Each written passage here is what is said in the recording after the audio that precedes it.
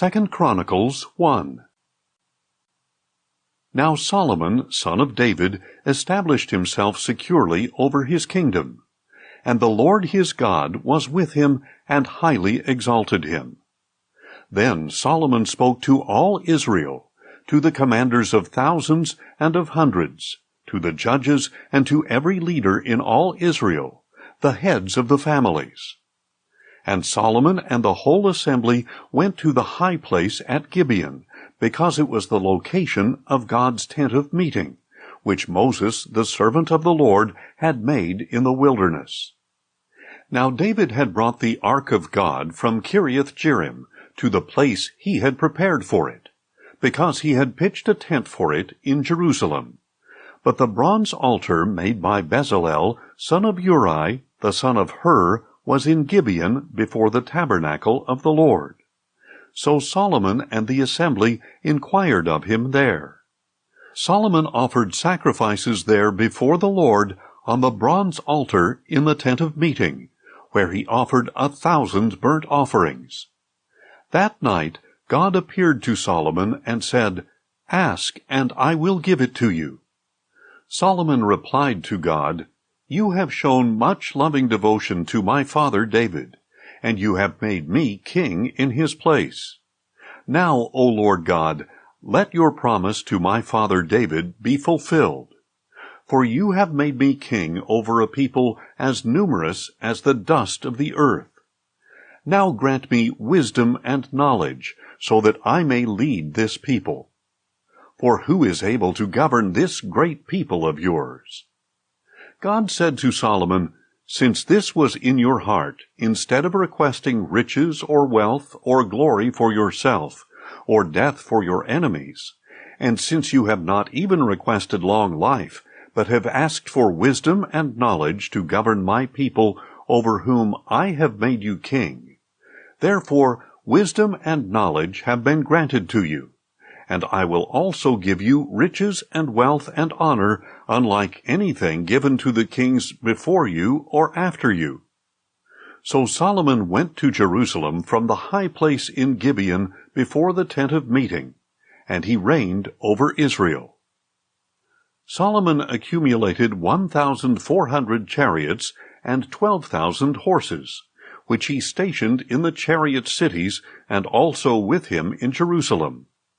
The king made silver and gold as common in Jerusalem as stones, and cedar as abundant as sycamore in the foothills. Solomon's horses were imported from Egypt and Cuba. The royal merchants purchased them from Cuba. A chariot could be imported from Egypt for 600 shekels of silver, and a horse for 150. Likewise, they exported them to all the kings of the Hittites and to the kings of Aram. 2 Chronicles 2. Now Solomon purposed to build a house for the name of the Lord, and a royal palace for himself. So he conscripted 70,000 porters, 80,000 stone cutters in the mountains, and 3,600 supervisors. Then Solomon sent word to Hiram, king of Tyre, "Do for me as you did for my father David, when you sent him cedars to build himself a house to live in. Behold, I am about to build a house for the name of the Lord my God, to dedicate to him for burning fragrant incense before him, for displaying the showbread continuously, and for making burnt offerings every morning and evening, as well as on the Sabbaths, new moons, and appointed feasts of the Lord our God. This is ordained for Israel forever. The house that I am building will be great, for our God is greater than all gods. But who is able to build a house for him, since the heavens, even the highest heavens, cannot contain him? Who then am I, that I should build a house for him, except as a place to burn sacrifices before him? Send me therefore a craftsman skilled in engraving, to work with gold and silver, with bronze and iron, and with purple, crimson, and blue yarn. He will work with my craftsmen in Judah and Jerusalem, whom my father David provided. Send me also cedar, cypress, and algum logs from Lebanon, for I know that your servants have skill to cut timber there. And indeed, my servants will work with yours, to prepare for me timber in abundance, because the temple I am building will be great and wonderful. I will pay your servants, the woodcutters, 20,000 cores of ground wheat, 20,000 cores of barley, 20,000 baths of wine, and 20,000 baths of olive oil. Then Hiram, king of Tyre, wrote a letter in reply to Solomon. Because the Lord loves his people, he has set you over them as king. And Hiram added, Blessed be the Lord, the God of Israel, who made the heavens and the earth.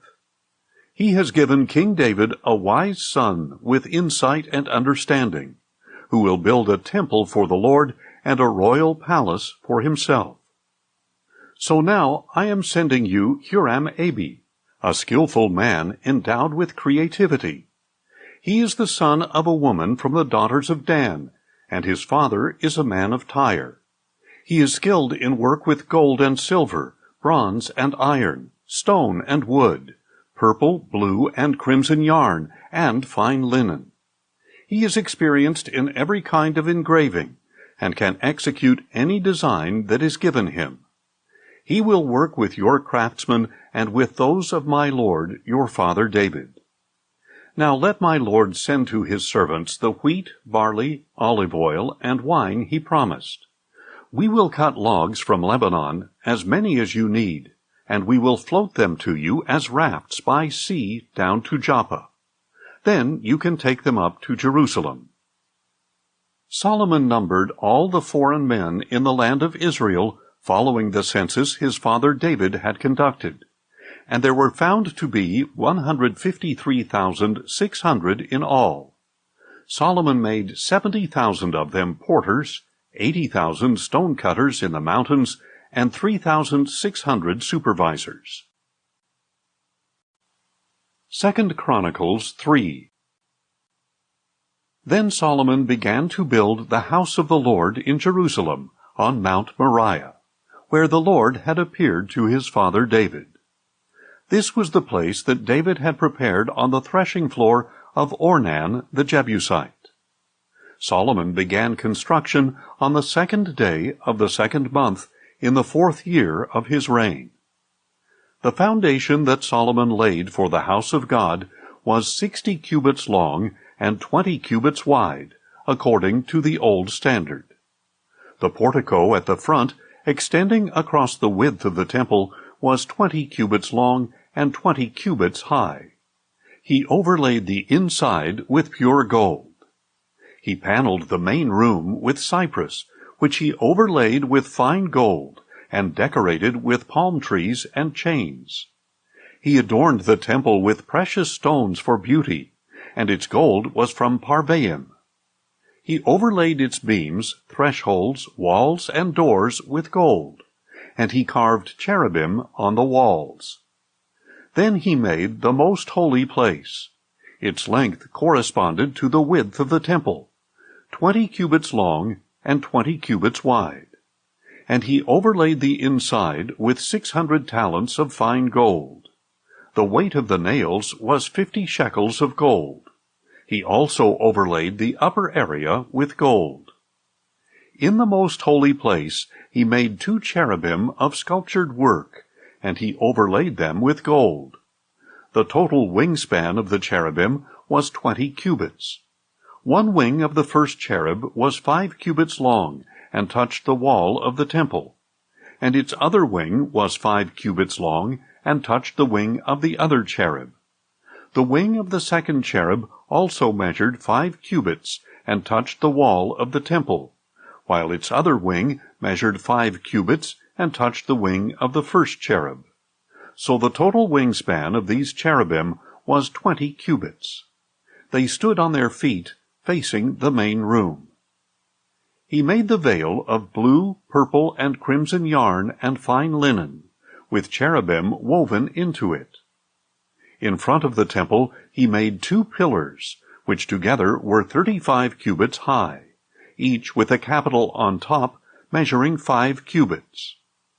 He made interwoven chains and put them on top of the pillars. He made 100 pomegranates and fastened them into the chainwork. Then he set up the pillars in front of the temple, one on the south and one on the north. The pillar on the south he named Jachin, and the pillar on the north he named Boaz. 2 Chronicles 4. He made a bronze altar 20 cubits long, 20 cubits wide, and 10 cubits high. He also made the sea of cast metal.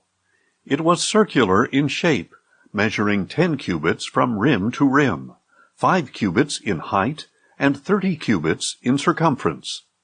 Below the rim, figures of oxen encircled it, 10 per cubit all the way around the sea, cast in 2 rows as a part of the sea. The sea stood on 12 oxen, 3 facing north, 3 facing west, 3 facing south, and 3 facing east. The sea rested on them, with all their hindquarters toward the center. It was a handbreadth thick, and its rim was fashioned like the brim of a cup, like a lily blossom. It could hold 3,000 baths. He also made 10 basins for washing, and placed 5 on the south side and 5 on the north. The parts of the burnt offering were rinsed in them, but the priests used the sea for washing. He made 10 gold lampstands according to their specifications, and placed them in the temple, 5 on the south side and 5 on the north. Additionally, he made 10 tables and placed them in the temple, 5 on the south side and 5 on the north. He also made 100 gold bowls. He made the courtyard of the priests and the large court with its doors, and he overlaid the doors with bronze. He put the sea on the south side at the southeast corner. Additionally, Huram made the pots, shovels, and sprinkling bowls. So Huram finished the work that he had undertaken for King Solomon in the house of God. The 2 pillars, the 2 bowl-shaped capitals atop the pillars, the 2 sets of network covering both bowls of the capitals atop the pillars, the 400 pomegranates for the 2 sets of network, 2 rows of pomegranates for each network covering both the bowl-shaped capitals atop the pillars, the stands, the basins on the stands, the sea, the 12 oxen underneath the sea, and the pots, shovels, meat forks, and all the other articles. All these objects that Huram-Abi made for King Solomon for the house of the Lord were of polished bronze. The king had them cast in clay molds in the plain of the Jordan between Succoth and Zeradah. Solomon made all these articles in such great abundance that the weight of the bronze could not be determined. Solomon also made all the furnishings for the house of God: the golden altar, the tables on which was placed the bread of the presence, the lampstands of pure gold and their lamps, to burn in front of the inner sanctuary as prescribed, the flowers, lamps, and tongs of gold, of purest gold, the wick trimmers, sprinkling bowls, ladles, and censers of purest gold, and the gold doors of the temple, the inner doors to the most holy place, as well as the doors of the main hall. 2 Chronicles 5. So all the work that Solomon had performed for the house of the Lord was completed. Then Solomon brought in the items his father David had dedicated, the silver, the gold, and all the furnishings, and he placed them in the treasuries of the house of God. At that time Solomon assembled in Jerusalem the elders of Israel, all the tribal heads and family leaders of the Israelites, to bring up the ark of the covenant of the Lord from Zion, the city of David. So all the men of Israel came together to the king at the feast in the 7th month. When all the elders of Israel had arrived, the Levites took up the ark, and they brought up the ark and the tent of meeting with all its sacred furnishings. the Levitical priests carried them up. There, before the ark, King Solomon and the whole congregation of Israel who had assembled with him sacrificed so many sheep and oxen that they could not be counted or numbered. Then the priests brought the ark of the covenant of the Lord to its place in the inner sanctuary of the temple, the most holy place, beneath the wings of the cherubim.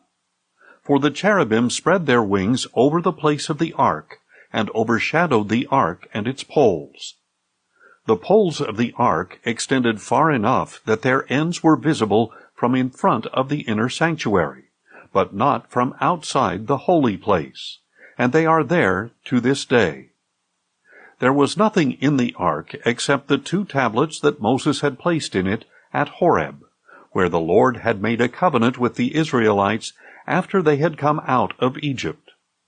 Now all the priests who were present had consecrated themselves regardless of their divisions. And when the priests came out of the holy place, all the Levitical singers, Asaph, Heman, Jeduthun, and their sons and relatives, stood on the east side of the altar, dressed in fine linen and playing cymbals, harps, and lyres, accompanied by 120 priests sounding trumpets. The trumpeters and singers joined together to praise and thank the Lord with one voice. They lifted up their voices, accompanied by trumpets, cymbals, and musical instruments, in praise to the Lord. For he is good, his loving devotion endures forever. And the temple, the house of the Lord, was filled with a cloud, so that the priest could not stand there to minister because of the cloud. For the glory of the Lord filled the house of God. 2 Chronicles 6. Then Solomon declared, "The Lord has said that he would dwell in the thick cloud, and I have built you an exalted house, a place for you to dwell forever." And as the whole assembly of Israel stood there, the king turned around and blessed them all, and said, "Blessed be the Lord, the God of Israel, who has fulfilled with his own hand what he spoke with his mouth to my father David, saying, Since the day I brought my people out of the land of Egypt, I have not chosen a city from any tribe of Israel in which to build a house so that my name would be there. Nor have I chosen anyone to be ruler over my people Israel. But now I have chosen Jerusalem for my name to be there, and I have chosen David to be over my people Israel. Now it was in the heart of my father David to build a house for the name of the Lord, the God of Israel. But the Lord said to my father David, Since it was in your heart to build a house for my name, you have done well to have this in your heart. Nevertheless, you are not the one to build it, but your son, your own offspring, will build the house for my name. Now the Lord has fulfilled the word that he spoke. I have succeeded my father David, and I sit on the throne of Israel, as the Lord promised. I have built the house for the name of the Lord, the God of Israel, and there I have provided a place for the ark, which contains the covenant of the Lord that he made with the children of Israel. Then Solomon stood before the altar of the Lord, in front of the whole assembly of Israel, and spread out his hands. Now Solomon had made a bronze platform 5 cubits long, 5 cubits wide, and 3 cubits high, and had placed it in the middle of the courtyard. He stood on it, knelt down before the whole assembly of Israel, spread out his hands toward heaven, and said, O Lord, God of Israel, there is no God like you in heaven or on earth, keeping your covenant of loving devotion with your servants who walk before you with all their hearts. You have kept your promise to your servant, my father David. What you spoke with your mouth, you have fulfilled with your hand this day. Therefore now, O Lord, God of Israel, keep for your servant, my father David, what you promised when you said, You will never fail to have a man to sit before me on the throne of Israel, if only your descendants guard their way to walk in my law as you have walked before me. And now, O Lord, God of Israel, please confirm what you promised to your servant David. But will God indeed dwell with man upon the earth? Even heaven, the highest heaven, cannot contain you, much less this temple I have built. Yet regard the prayer and plea of your servant, O Lord my God, so that you may hear the cry and the prayer that your servant is praying before you. May your eyes be open toward this temple day and night, toward the place where you said you would put your name, so that you may hear the prayer that your servant prays toward this place. Hear the plea of your servant and of your people Israel when they pray toward this place. May you hear from heaven, your dwelling place. May you hear and forgive. When a man sins against his neighbor and is required to take an oath, and he comes to take an oath before your altar in this temple, then may you hear from heaven and act. May you judge your servants, condemning the wicked man by bringing down on his own head what he has done, and justifying the righteous man by rewarding him according to his righteousness. When your people Israel are defeated before an enemy, because they have sinned against you, and they return to you and confess your name, praying and pleading before you in this temple, then may you hear from heaven and forgive the sin of your people Israel. May you restore them to the land you gave to them and their fathers. When the skies are shut and there is no rain because your people have sinned against you, and they pray toward this place and confess your name, and they turn from their sins because you have afflicted them, then may you hear from heaven and forgive the sin of your servants, your people Israel, so that you may teach them the good way in which they should walk. May you send rain on the land that you gave your people as an inheritance. When famine or plague comes upon the land, or blight or mildew, or locusts or grasshoppers, or when their enemies besiege them in their cities, whatever plague or sickness may come, then may whatever prayer or petition your people Israel make, each knowing his own afflictions and spreading out his hands toward this temple, be heard by you from heaven, your dwelling place. And may you forgive and repay each man according to all his ways, since you know his heart, for you alone know the hearts of men, so that they may fear you and walk in your ways all the days they live in the land that you gave to our fathers. And as for the foreigner who is not of your people Israel, but has come from a distant land because of your great name and your mighty hand and outstretched arm, when he comes and prays toward this temple, then may you hear from heaven, your dwelling place, and do according to all for which the foreigner calls to you. Then all the peoples of the earth will know your name and fear you, as do your people Israel, and they will know that this house I have built is called by your name. When your people go to war against their enemies, wherever you send them, and when they pray to you in the direction of the city you have chosen and the house I have built for your name, then may you hear from heaven their prayer and their plea, and may you uphold their cause. When they sin against you, for there is no one who does not sin, and you become angry with them and deliver them to an enemy who takes them as captives to a land far or near, and when they come to their senses in the land to which they were taken, and they repent and plead with you in the land of their captors, saying, We have sinned and done wrong.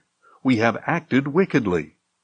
And when they return to you with all their heart and soul in the land of the enemies who took them captive, and when they pray in the direction of the land that you gave to their fathers, the city you have chosen, and the house I have built for your name, then may you hear from heaven, your dwelling place, their prayer and petition, and may you uphold their cause.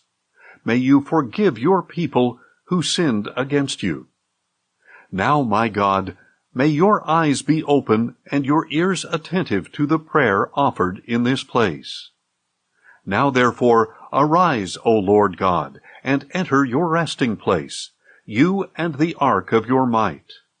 May your priests, O Lord God, be clothed with salvation, and may your godly ones rejoice in goodness. O Lord God, do not reject your anointed one. Remember your loving devotion to your servant David. 2 Chronicles 7.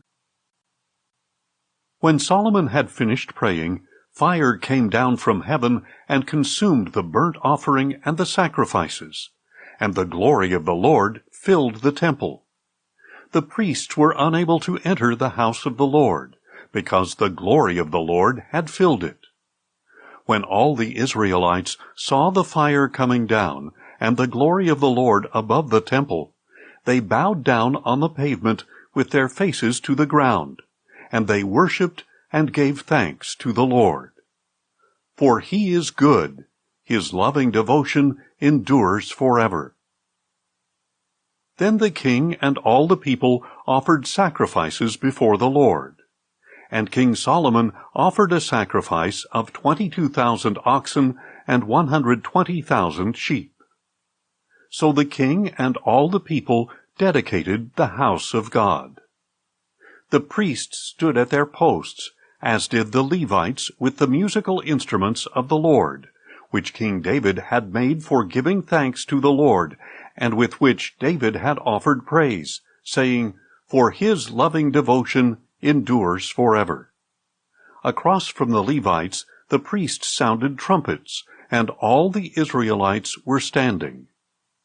Then Solomon consecrated the middle of the courtyard in front of the house of the Lord, and there he offered the burnt offerings and the fat of the peace offerings, since the bronze altar he had made could not contain all these offerings. So at that time Solomon and all Israel with him, a very great assembly of people from Lebo-Hamath to the brook of Egypt, kept the feast for 7 days. On the 8th day they held a solemn assembly, for the dedication of the altar had lasted 7 days, and the feast 7 days more. On the 23rd day of the 7th month, Solomon sent the people away to their homes, joyful and glad of heart, for the good things that the Lord had done for David, for Solomon, and for his people Israel. When Solomon had finished the house of the Lord and the royal palace, successfully carrying out all that was in his heart to do for the house of the Lord and for his own palace, the Lord appeared to him at night, and said to him, I have heard your prayer, and have chosen this place for myself as a house of sacrifice. If I close the skies so there is no rain, or if I command the locust to devour the land, or if I send a plague among my people, and if my people who are called by my name humble themselves, and pray, and seek my face, and turn from their wicked ways, then I will hear from heaven, forgive their sin, and heal their land. Now my eyes will be open, and my ears attentive to the prayers offered in this place. For I have now chosen and consecrated this temple so that my name may be there forever. My eyes and my heart will be there for all time. And as for you, if you walk before me as your father David walked, doing all I have commanded you, and if you keep my statutes and ordinances, then I will establish your royal throne, as I covenanted with your father David when I said, You will never fail to have a man to rule over Israel. But if you turn away and forsake the statutes and commandments I have set before you, and if you go off to serve and worship other gods, then I will uproot Israel from the soil I have given them, and I will banish from my presence this temple I have sanctified for my name. I will make it an object of scorn and ridicule among all the peoples. And when this temple has become a heap of rubble, all who pass by it will be appalled, and say, Why has the Lord done such a thing to this land and to this temple? And others will answer, Because they have forsaken the Lord, the God of their fathers, who brought them out of the land of Egypt, and have embraced other gods, worshipping and serving them. Because of this, he has brought all this disaster upon them. 2 Chronicles 8. Now at the end of the 20 years during which Solomon had built the house of the Lord and his own palace, Solomon rebuilt the cities Hiram had given him and settled Israelites there. Then Solomon went to Hamath-Zobah and captured it. He built Tadmor in the wilderness, in addition to all the store cities that he had built in Hamath. He rebuilt Upper and Lower Beth-horon as fortified cities, with walls, gates, and bars, as well as Baalath, all the store cities that belonged to Solomon, and all the cities for his chariots and horses. Whatever he desired to build in Jerusalem, Lebanon, and throughout the land of his dominion. As for all the people who remained of the Hittites, Amorites, Perizzites, Hivites, and Jebusites, the people who were not Israelites, their descendants who remained in the land, those whom the Israelites were unable to destroy, Solomon conscripted these people to be forced laborers as they are to this day. But Solomon did not consign any of the Israelites to slave labor, because they were his men of war, his officers and captains, and the commanders of his chariots and cavalry. They were also the chief officers for King Solomon, 250 supervisors. Solomon brought the daughter of Pharaoh up from the city of David to the palace he had built for her. For he said, My wife must not live in the house of David, king of Israel, because the places the ark of the Lord has entered are holy. At that time Solomon offered burnt offerings to the Lord on the altar of the Lord he had built in front of the portico. He observed the daily requirement for offerings according to the commandment of Moses, for Sabbaths, new moons, and the 3 annual appointed feasts, the Feast of Unleavened Bread, the Feast of Weeks, and the Feast of Tabernacles. In keeping with the ordinances of his father David, Solomon appointed the divisions of the priests over their service, and the Levites for their duties to offer praise, and to minister before the priests according to the daily requirement. He also appointed gatekeepers by their divisions at each gate, for this had been the command of David, the man of God. They did not turn aside from the king's command regarding the priests or the Levites or any matter concerning the treasuries. Thus all the work of Solomon was carried out, from the day the foundation was laid for the house of the Lord until it was finished. So the house of the Lord was completed. Then Solomon went to Ezion-Geber and to Eloth on the coast of Edom. So Hiram sent him ships captained by his servants, along with crews of experienced sailors. They went with Solomon's servants to Ophir, and acquired from there 450 talents of gold, which they delivered to King Solomon.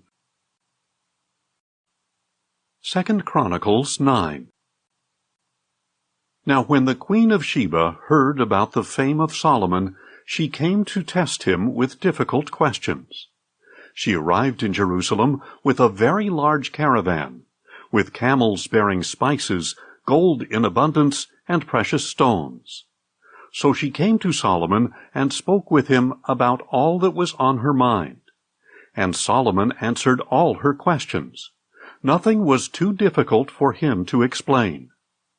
When the queen of Sheba saw the wisdom of Solomon, the palace he had built, the food at his table, the seating of his servants, the service and attire of his attendants and cupbearers, and the burnt offerings he presented at the house of the Lord, it took her breath away. She said to the king, "The report I heard in my own country about your words and wisdom is true. But I did not believe the reports until I came and saw with my own eyes. Indeed, not half of the greatness of your wisdom was told to me. You have far exceeded the report I heard. How blessed are your men! How blessed are these servants of yours who stand continually before you and hear your wisdom. Blessed be the Lord your God, who has delighted in you to set you on his throne, to be king for the Lord your God. Because your God loved Israel enough to establish them forever, he has made you king over them to carry out justice and righteousness." Then she gave the king 120 talents of gold, a great quantity of spices and precious stones. There had never been such spices as those the Queen of Sheba gave to King Solomon. The servants of Hiram and of Solomon, who brought gold from Ophir, also brought algum wood and precious stones. The king made the algum wood into steps for the house of the Lord and for the king's palace, and into lyres and harps for the singers. Never before had anything like them been seen in the land of Judah. King Solomon gave the Queen of Sheba all she desired, whatever she asked, far more than she had brought the king. Then she left and returned to her own country, along with her servants.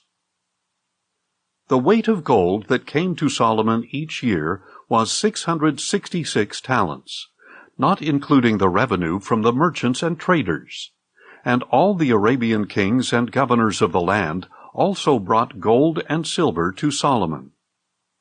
King Solomon made 200 large shields of hammered gold.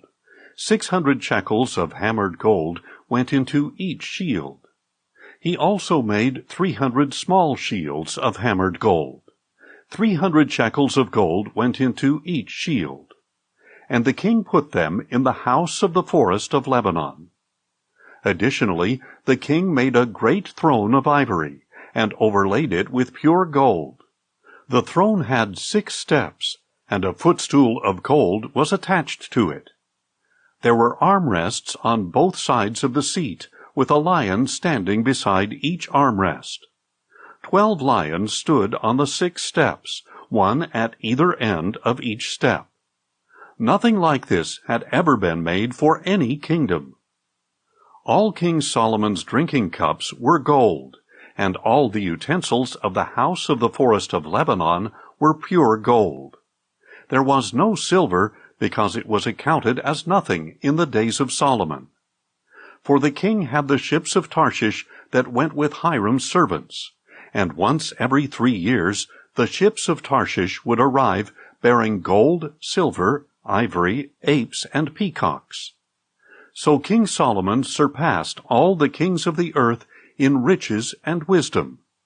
All the kings of the earth sought an audience with Solomon to hear the wisdom that God had put in his heart. Year after year, each visitor would bring his tribute: articles of silver and gold, clothing, weapons, spices, horses, and mules. Solomon had 4,000 stalls for horses and chariots, and 12,000 horses, which he stationed in the chariot cities, and also with him in Jerusalem. He reigned over all the kings from the Euphrates to the land of the Philistines, as far as the border of Egypt. The king made silver as common in Jerusalem as stones, and cedar as abundant as sycamore in the foothills. Solomon's horses were imported from Egypt and from all the lands. As for the rest of the acts of Solomon, from beginning to end, are they not written in the records of Nathan the prophet, in the prophecy of Ahijah the Shilonite, and in the visions of Iddo the seer concerning Jeroboam son of Nebat? Solomon reigned in Jerusalem over all Israel 40 years. And Solomon rested with his fathers, and was buried in the city of his father David. and his son Rehoboam reigned in his place. 2 Chronicles 10. Then Rehoboam went to Shechem, for all Israel had gone there to make him king. When Jeroboam, son of Nebat, heard about this, he returned from Egypt, where he had fled from King Solomon. So they sent for Jeroboam, and he and all Israel came to Rehoboam and said, "Your father put a heavy yoke on us, but now you should lighten the burden of your father's service and the heavy yoke he put on us, and we will serve you." Rehoboam answered, "Come back to me in 3 days." So the people departed. Then King Rehoboam consulted with the elders who had served his father Solomon during his lifetime. "How do you advise me to respond to these people?" he asked. They replied, "If you will be kind to these people and please them by speaking kind words to them, they will be your servants forever." But Rehoboam rejected the advice of the elders. Instead, he consulted the young men who had grown up with him and served him. He asked them, "What message do you advise that we send back to these people who have spoken to me, saying, 'Lighten the yoke your father put on us'?" The young men who had grown up with him replied, "This is how you should answer these people who said to you, 'Your father made our yoke heavy, but you should make it lighter.' This is what you should tell them. 'My little finger is thicker than my father's waist. Whereas my father burdened you with a heavy yoke, I will add to your yoke. Whereas my father scourged you with whips, I will scourge you with scorpions." After 3 days, Jeroboam and all the people returned to Rehoboam, since the king had said, "Come back to me on the 3rd day." And the king answered them harshly. King Rehoboam rejected the advice of the elders, and spoke to them as the young men had advised, saying, "Whereas my father made your yoke heavy, I will add to your yoke. Whereas my father scourged you with whips, I will scourge you with scorpions." So the king did not listen to the people, and indeed this turn of events was from God, in order that the Lord might fulfill the word that he had spoken through Ahijah the Shilonite to Jeroboam son of Nebat. When all Israel saw that the king had refused to listen to them, they answered the king, "What portion do we have in David, and what inheritance in the son of Jesse? To your tents, O Israel! Look now to your own house, O David." So all the Israelites went home, but Rehoboam still reigned over the Israelites living in the cities of Judah. Then King Rehoboam sent out Hadoram, who was in charge of the forced labor, but the Israelites stoned him to death. And King Rehoboam mounted his chariot in haste and escaped to Jerusalem. So to this day Israel has been in rebellion against the house of David. 2 Chronicles 11.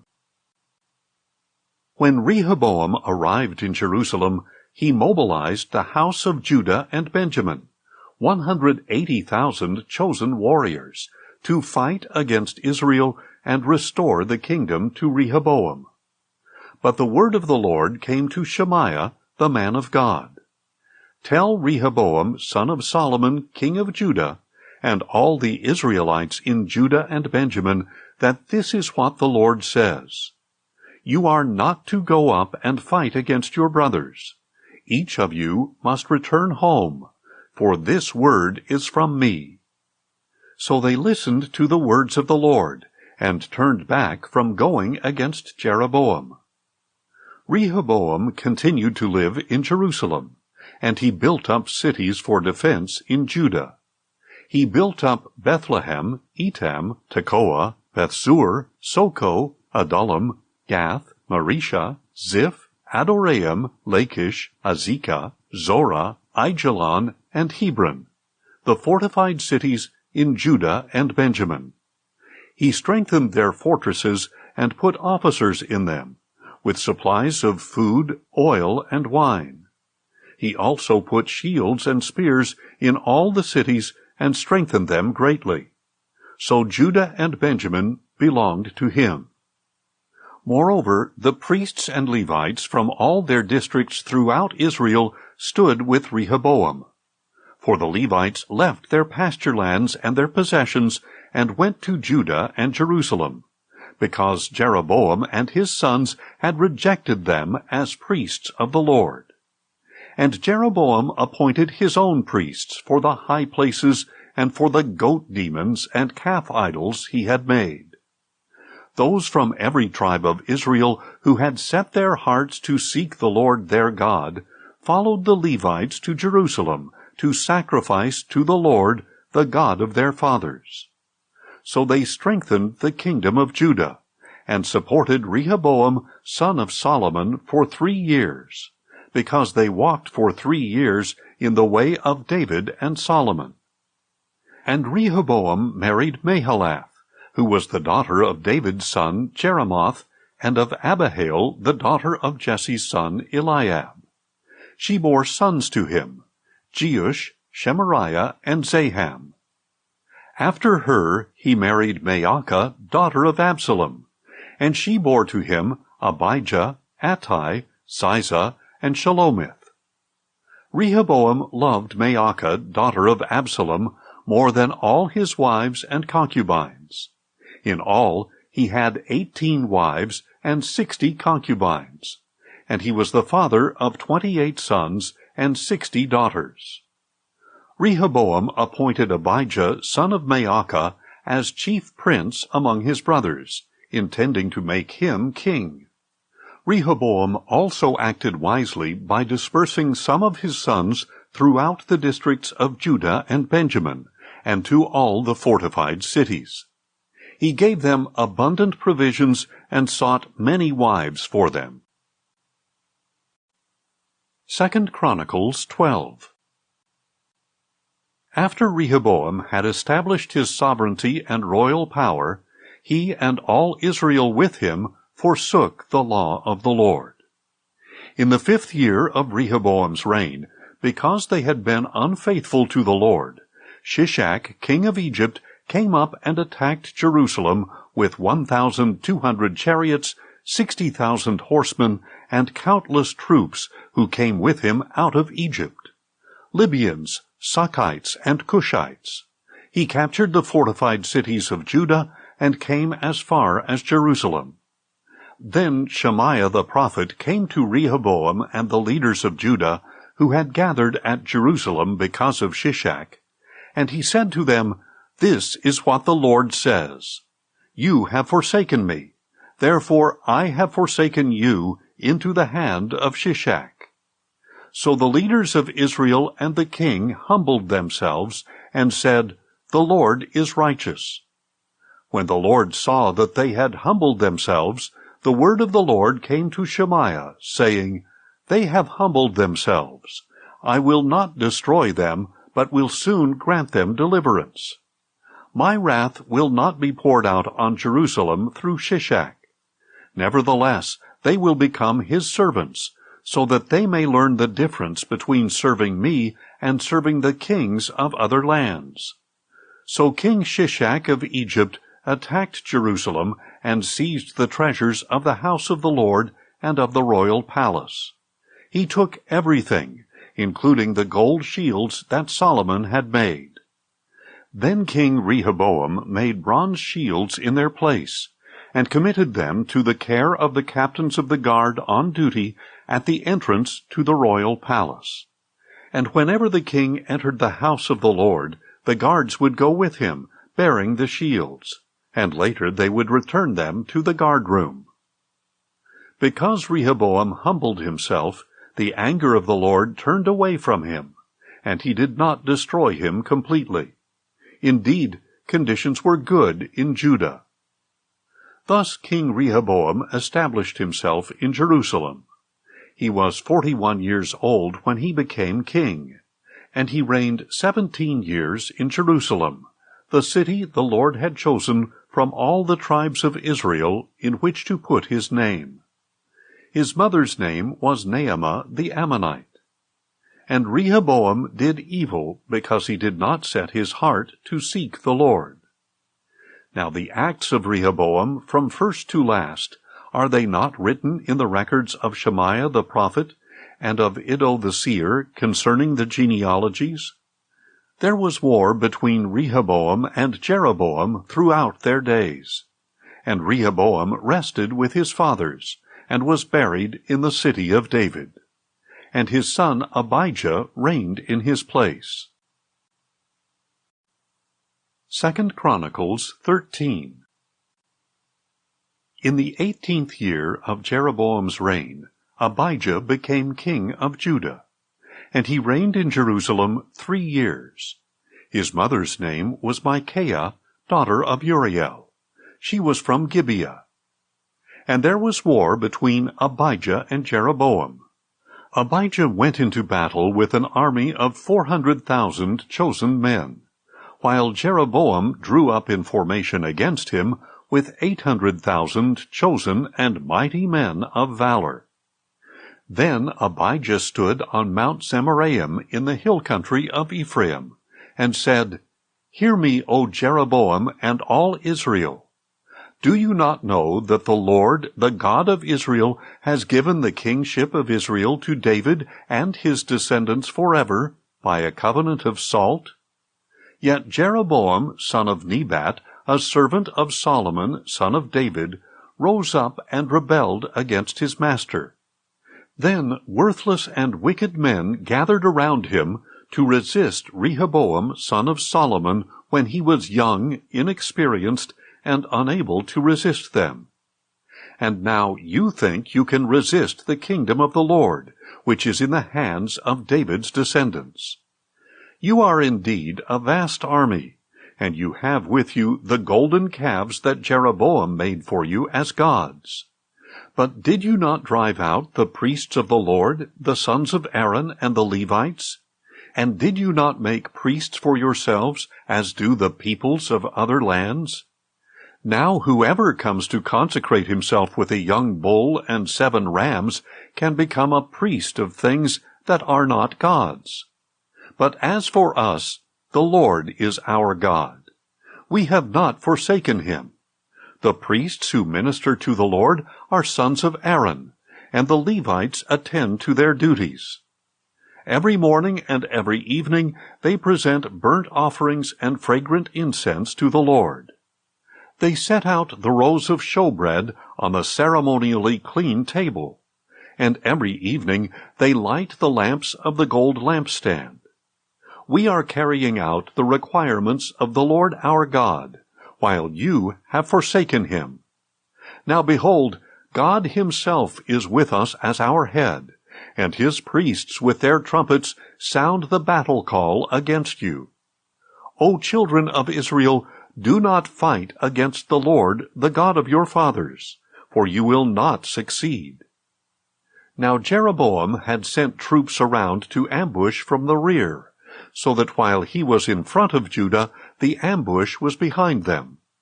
When Judah turned and discovered that the battle was both before and behind them, they cried out to the Lord. Then the priests blew the trumpets, and the men of Judah raised the battle cry. And when they raised the cry, God routed Jeroboam and all Israel before Abijah and Judah. So the Israelites fled before Judah, and God delivered them into their hands. Then Abijah and his people struck them with a mighty blow, and 500,000 chosen men of Israel fell slain. Thus the Israelites were subdued at that time, and the men of Judah prevailed because they relied on the Lord, the God of their fathers. Abijah pursued Jeroboam and captured some cities from him, Bethel, Jeshanah, and Ephron, along with their villages. Jeroboam did not again recover his power during the days of Abijah, and the Lord struck him down, and he died. But Abijah grew strong, married 14 wives, and became the father of 22 sons and 16 daughters. Now the rest of the acts of Abijah, along with his ways and his words, are written in the treatise of the prophet Iddo. 2 Chronicles 14. Then Abijah rested with his fathers, and was buried in the city of David. And his son Asa reigned in his place. And in his days the land was at peace for 10 years. And Asa did what was good and right in the eyes of the Lord his God. He removed the foreign altars and high places, shattered the sacred pillars, and chopped down the Asherah poles. He commanded the people of Judah to seek the Lord, the God of their fathers, and to observe the law and the commandments. He also removed the high places and incense altars from all the cities of Judah, and under him the kingdom was at peace. Because the land was at peace, Asa built fortified cities in Judah. In those days no one made war with him, because the Lord had given him rest. So he said to the people of Judah, "Let us build these cities, and surround them with walls and towers, with doors and bars. The land is still ours, because we have sought the Lord our God. We have sought him, and he has given us rest on every side." So they built and prospered. Asa had an army of 300,000 men from Judah, bearing large shields and spears, and 280,000 men from Benjamin, bearing small shields and drawing the bow. All these were mighty men of valor. Then Zerah the Cushite came against them with an army of 1,000,000 men and 300 chariots, and they advanced as far as Mareshah. So Asa marched out against him, and lined up in battle formation in the valley of Zephathah near Mareshah. Then Asa cried out to the Lord his God, "O Lord, there is no one besides you to help the powerless against the mighty. Help us, O Lord our God, for we rely on you, and in your name we have come against this multitude. O Lord, you are our God. Do not let a mere mortal prevail against you." So the Lord struck down the Cushites before Asa and Judah, and the Cushites fled. Then Asa and his army pursued them as far as Gerar. The Cushites fell and could not recover, for they were crushed before the Lord and his army. So the people of Judah carried off a great amount of plunder, and attacked all the cities around Gerar, because the terror of the Lord had fallen upon them. They plundered all the cities, since there was much plunder there. They also attacked the tents of the herdsmen, and carried off many sheep and camels. Then they returned to Jerusalem. 2 Chronicles 15. Now the Spirit of God came upon Azariah son of Oded. So he went out to meet Asa, and said to him, "Listen to me, Asa, and all Judah and Benjamin. The Lord is with you when you are with him. If you seek him, he will be found by you. But if you forsake him, he will forsake you. For many years Israel has been without the true God, without a priest to instruct them, and without the law. But in their distress they turned to the Lord, the God of Israel, and sought him, and he was found by them. In those days there was no safety for travelers, because the residents of the lands had many conflicts.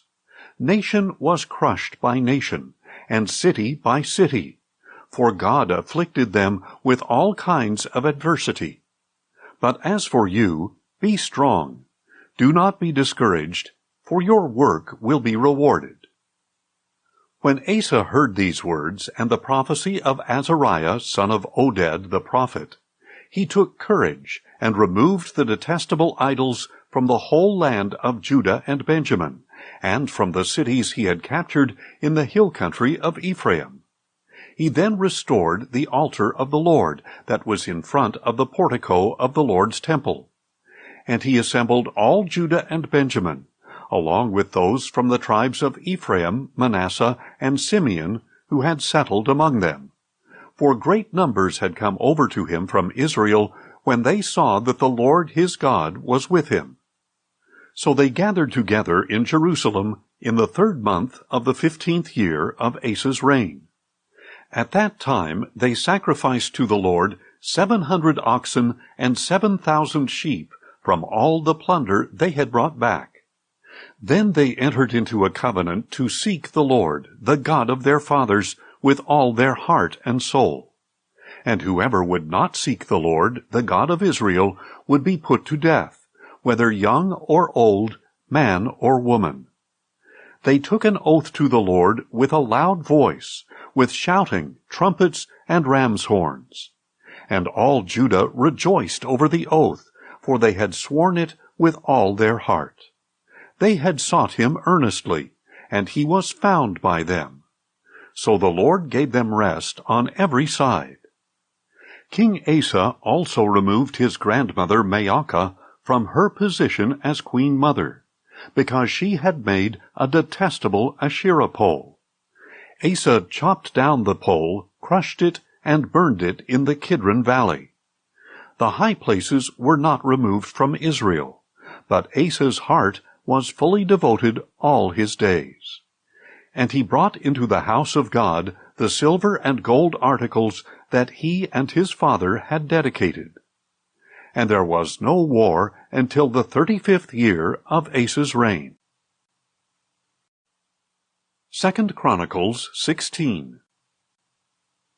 In the 36th year of Asa's reign, Baasha, king of Israel, went up against Judah, and fortified Ramah to prevent anyone from leaving or entering the territory of Asa, king of Judah. So Asa withdrew the silver and gold from the treasuries of the house of the Lord and the royal palace. And he sent it with this message to Ben-Hadad, king of Aram, who was ruling in Damascus. Let there be a treaty between me and you, between my father and your father. See, I have sent you silver and gold. Now go and break your treaty with Baasha, king of Israel, so that he will withdraw from me. And Ben-Hadad listened to King Asa, and sent the commanders of his armies against the cities of Israel, conquering Ijon, Dan, Abel-Maim, and all the store cities of Naphtali. When Baasha learned of this, he stopped fortifying Ramah, and abandoned his work. Then King Asa brought all the men of Judah, and they carried away the stones of Ramah and the timbers Baasha had used for building. And with these materials he built up Geba and Mizpah.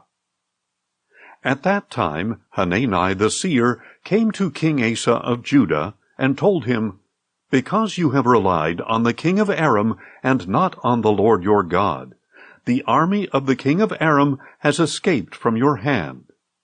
Were not the Cushites and Libyans a vast army with many chariots and horsemen? Yet because you relied on the Lord, he delivered them into your hand.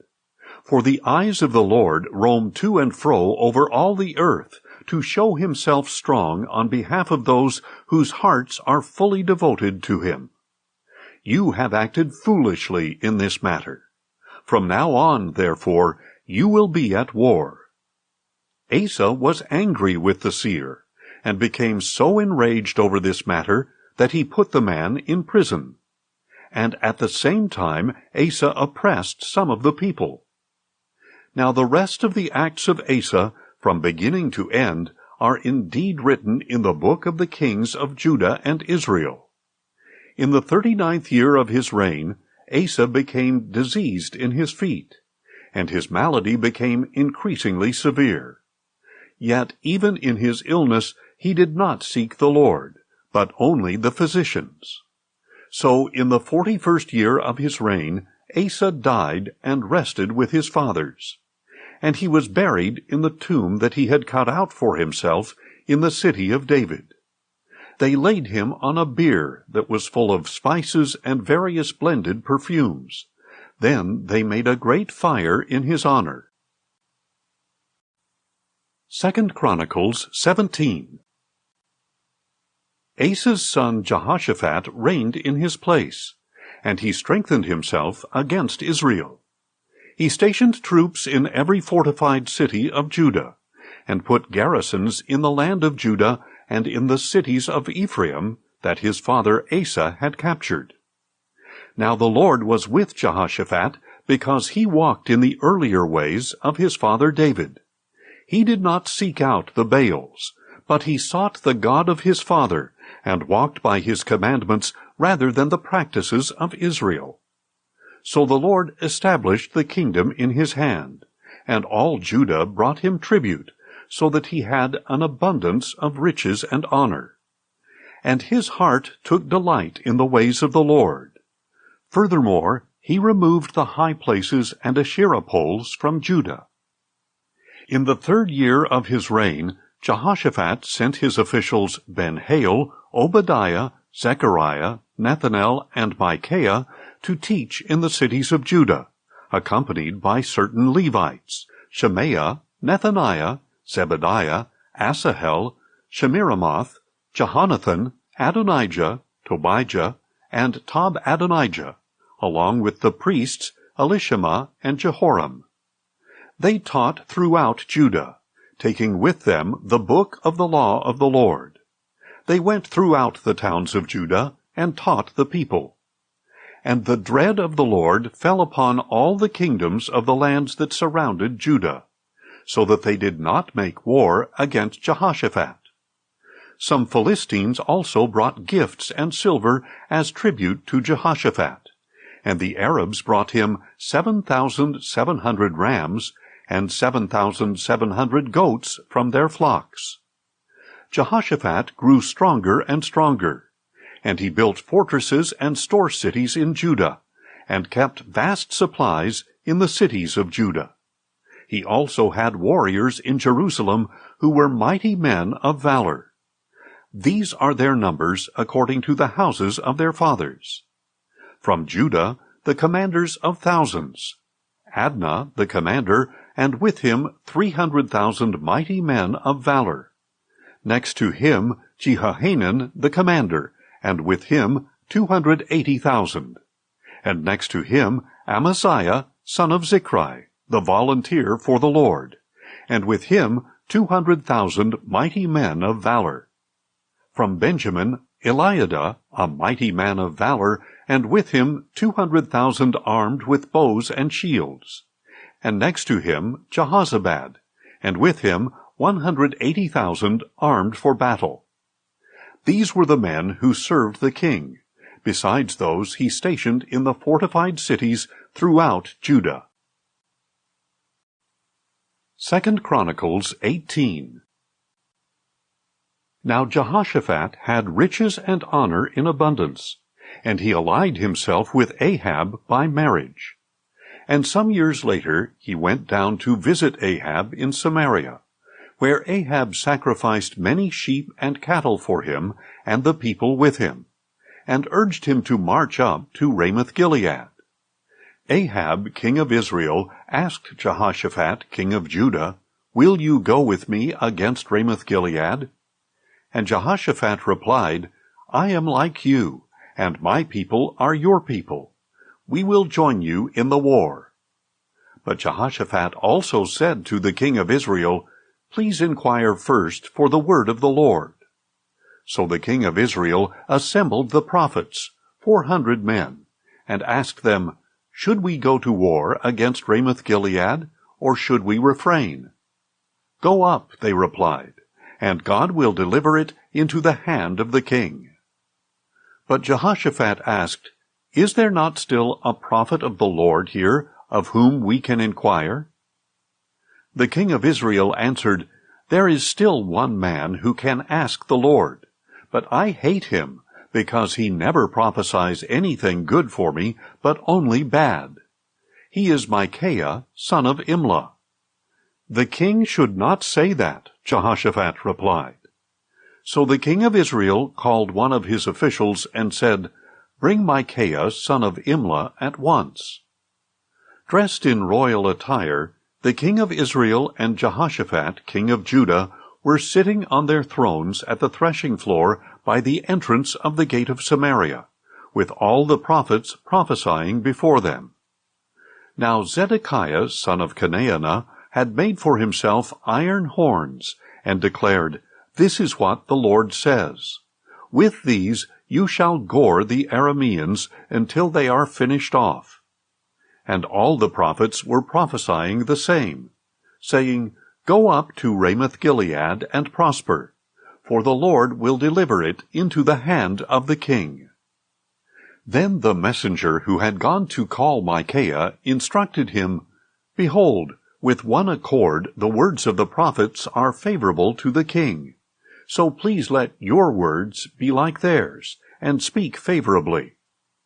But Micaiah said, "As surely as the Lord lives, I will speak whatever my God tells me." When Micaiah arrived, the king asked him, "Micaiah, should we go to war against Ramoth-Gilead, or should we refrain?"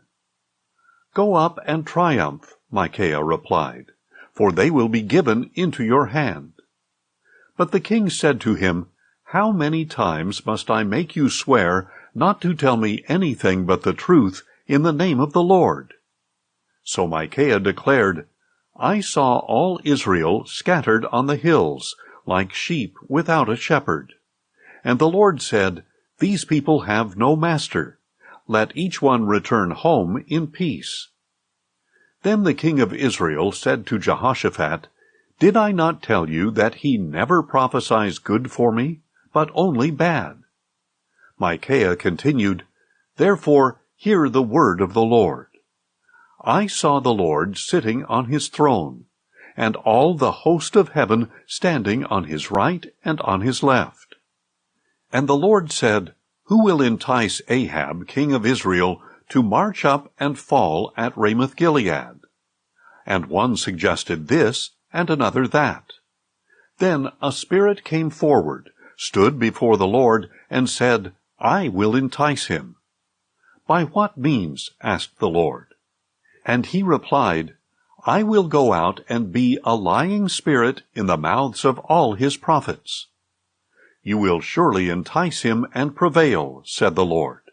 Go and do it. So you see, the Lord has put a lying spirit in the mouths of these prophets of yours, and the Lord has pronounced disaster against you. Then Zedekiah, son of Chenaanah, went up, struck Micaiah in the face, and demanded, Which way did the Spirit of the Lord go when he departed from me to speak with you? Micaiah replied, You will soon see, on that day when you go and hide in an inner room.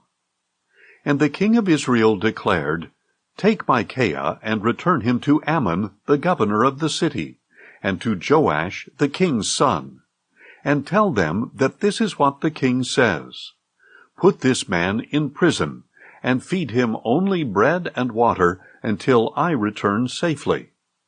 But Micaiah replied, If you ever return safely, the Lord has not spoken through me. Then he added, Take heed, all you people. So the king of Israel and Jehoshaphat, king of Judah, went up to Ramoth-Gilead. And the king of Israel said to Jehoshaphat, I will disguise myself and go into battle, but you wear your royal robes. So the king of Israel disguised himself and went into battle. Now the king of Aram had ordered his chariot commanders, Do not fight with anyone, small or great, except the king of Israel. When the chariot commanders saw Jehoshaphat, they said, This is the king of Israel. So they turned to fight against him. But Jehoshaphat cried out, and the Lord helped him. God drew them away from him. And when the chariot commanders saw that he was not the king of Israel, they turned back from pursuing him.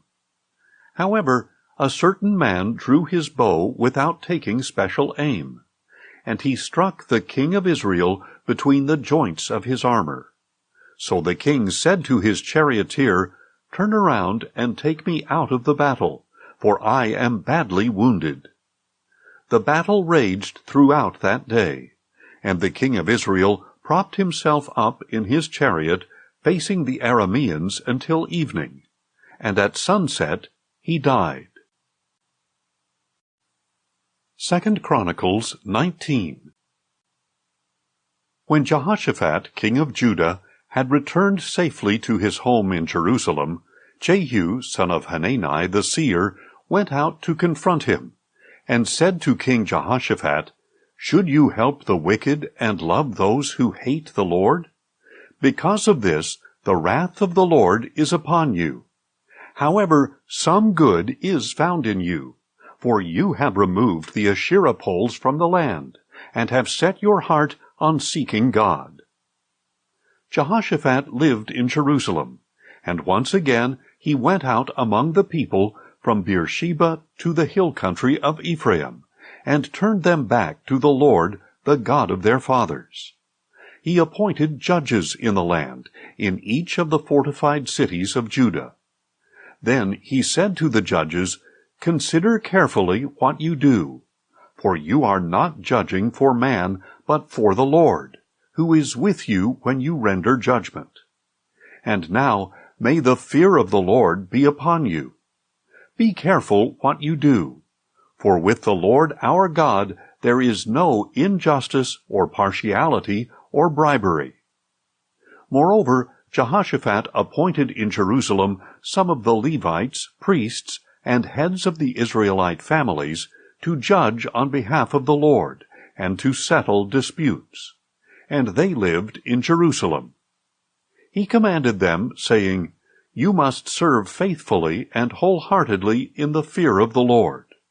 For every dispute that comes before you from your brothers who dwell in their cities, whether it regards bloodshed or some other violation of law, commandments, statutes, or ordinances, you are to warn them so that they will not incur guilt before the Lord, and wrath will not come upon you and your brothers. Do this, and you will not incur guilt. Note that Amariah the chief priest will be over you in all that pertains to the Lord, and Zebadiah, son of Ishmael, the ruler of the house of Judah, in all that pertains to the king. And the Levites will serve as officers before you. Act resolutely. May the Lord be with the upright. 2 Chronicles 20. After this, the Moabites and Ammonites, together with some of the Meunites, came to make war against Jehoshaphat. Then some men came and told Jehoshaphat, "A vast army is coming against you from Edom, from beyond the sea. They are already in Hazazon Tamar, that is, En-gedi." Jehoshaphat was alarmed, and set his face to seek the Lord. And he proclaimed a fast throughout Judah. So the people of Judah gathered to seek the Lord, and indeed they came from all the cities of Judah to seek him. Then Jehoshaphat stood in the assembly of Judah and Jerusalem in the house of the Lord, in front of the new courtyard, and said, "O Lord, God of our fathers, are you not the God who is in heaven? And do you not rule over all the kingdoms of the nations? Power and might are in your hand, and no one can stand against you. Our God, did you not drive out the inhabitants of this land before your people Israel, and give it forever to the descendants of Abraham your friend? They have lived in the land, and have built in it a sanctuary for your name, saying, 'If disaster comes upon us, whether sword or judgment, plague or famine, we will stand before this temple and before you, for your name is in this temple. We will cry out to you in our distress, and you will hear us and save us.' And now here are the men of Ammon, Moab, and Mount Seir, whom you did not let Israel invade when they came out of the land of Egypt. But Israel turned away from them and did not destroy them. See how they are repaying us by coming to drive us out of the possession that you gave us as an inheritance. Our God, will you not judge them? for we are powerless before this vast army that comes against us. We do not know what to do, but our eyes are upon you." Meanwhile, all the men of Judah, with their wives and children and little ones, were standing before the Lord. Then the Spirit of the Lord came upon Jahaziel, son of Zechariah, the son of Benaiah, the son of Jael, the son of Mattaniah, a Levite from Asaph's descendants, as he stood in the midst of the assembly. And he said, "Listen, all you people of Judah and Jerusalem. Listen, King Jehoshaphat. This is what the Lord says.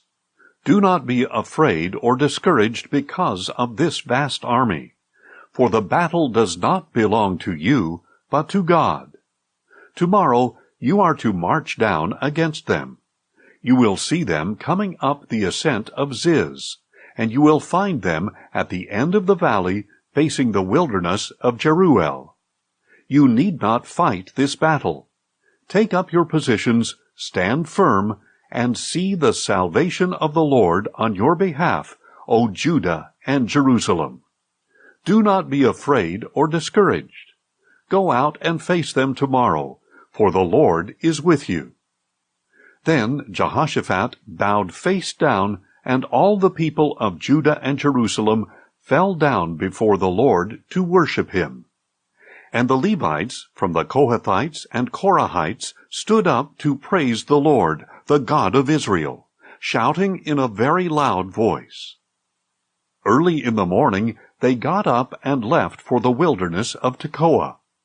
As they set out, Jehoshaphat stood up and said, "Hear me, O people of Judah and Jerusalem. Believe in the Lord your God, and you will be upheld. Believe in his prophets, and you will succeed." Then Jehoshaphat consulted with the people, and appointed those who would sing to the Lord and praise the splendor of his holiness. As they went out before the army, they were singing, "Give thanks to the Lord, for his loving devotion endures forever." The moment they began their shouts and praises, the Lord set ambushes against the men of Ammon, Moab, and Mount Seir, who had come against Judah, and they were defeated. The Ammonites and Moabites rose up against the inhabitants of Mount Seir, devoting them to destruction. And when they had made an end to the inhabitants of Seir, they helped to destroy one another. When the men of Judah came to a place overlooking the wilderness, they looked for the vast army, but there were only corpses lying on the ground. No one had escaped. Then Jehoshaphat and his people went to carry off the plunder, and they found on the bodies an abundance of goods and valuables, more than they could carry away. They were gathering the plunder for 3 days because there was so much. On the 4th day they assembled in the valley of Barakah, where they blessed the Lord. Therefore that place is called the Valley of Barakah to this day. Then all the men of Judah and Jerusalem, with Jehoshaphat at their head, returned joyfully to Jerusalem, for the Lord had made them rejoice over their enemies. So they entered Jerusalem and went into the house of the Lord with harps, lyres, and trumpets. And the fear of God came upon all the kingdoms of the lands when they heard that the Lord had fought against the enemies of Israel. Then Jehoshaphat's kingdom was at peace, for his God had given him rest on every side. So Jehoshaphat reigned over Judah. He was 35 years old when he became king, and he reigned in Jerusalem 25 years. His mother's name was Azubah, daughter of Shilhi. And Jehoshaphat walked in the way of his father Asa, and did not turn away from it. He did what was right in the eyes of the Lord. The high places, however, were not removed. The people had not yet set their hearts on the God of their fathers.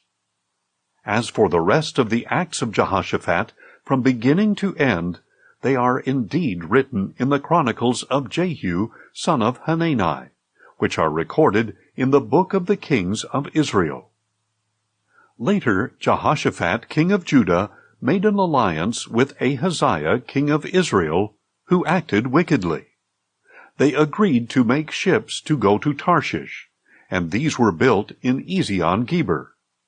Then Eliezer, son of Dodavehu of Maresha, prophesied against Jehoshaphat, saying, "Because you have allied yourself with Ahaziah, the Lord has destroyed your works." So the ships were wrecked, and were unable to sail to Tarshish.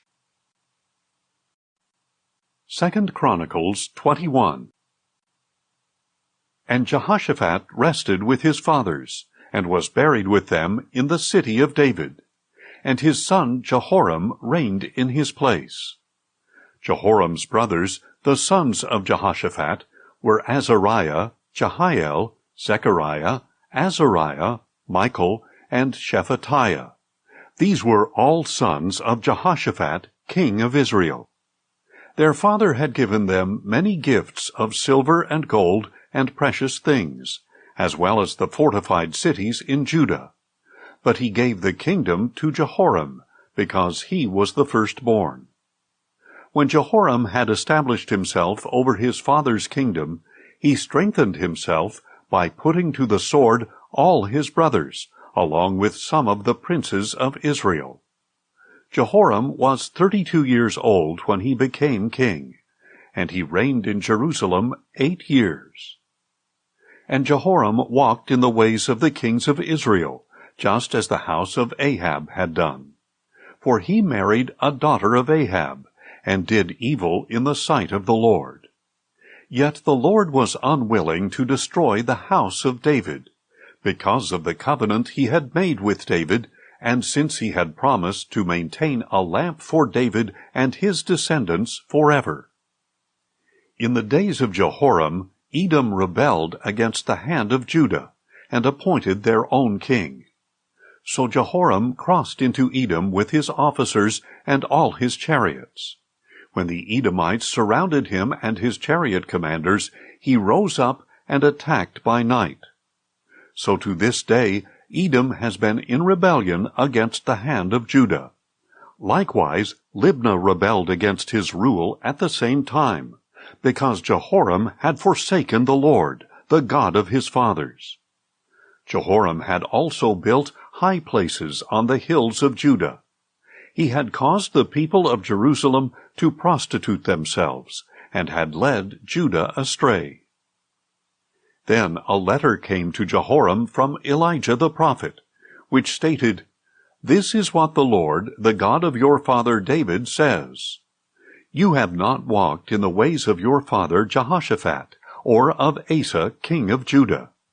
But you have walked in the ways of the kings of Israel, and have caused Judah and the people of Jerusalem to prostitute themselves, just as the house of Ahab prostituted itself. You have also killed your brothers, your father's family, who were better than you.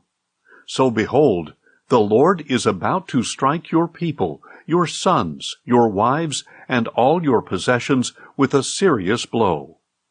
And day after day you yourself will suffer from a severe illness, a disease of your bowels, until it causes your bowels to come out." Then the Lord stirred against Jehoram the spirit of the Philistines and Arabs who lived near the Cushites. So they went to war against Judah, invaded it, and carried off all the possessions found in the king's palace, along with his sons and wives. Not a son was left to him except Jehoahaz, his youngest. After all this, the Lord afflicted Jehoram with an incurable disease of the bowels. This continued day after day until 2 full years had passed.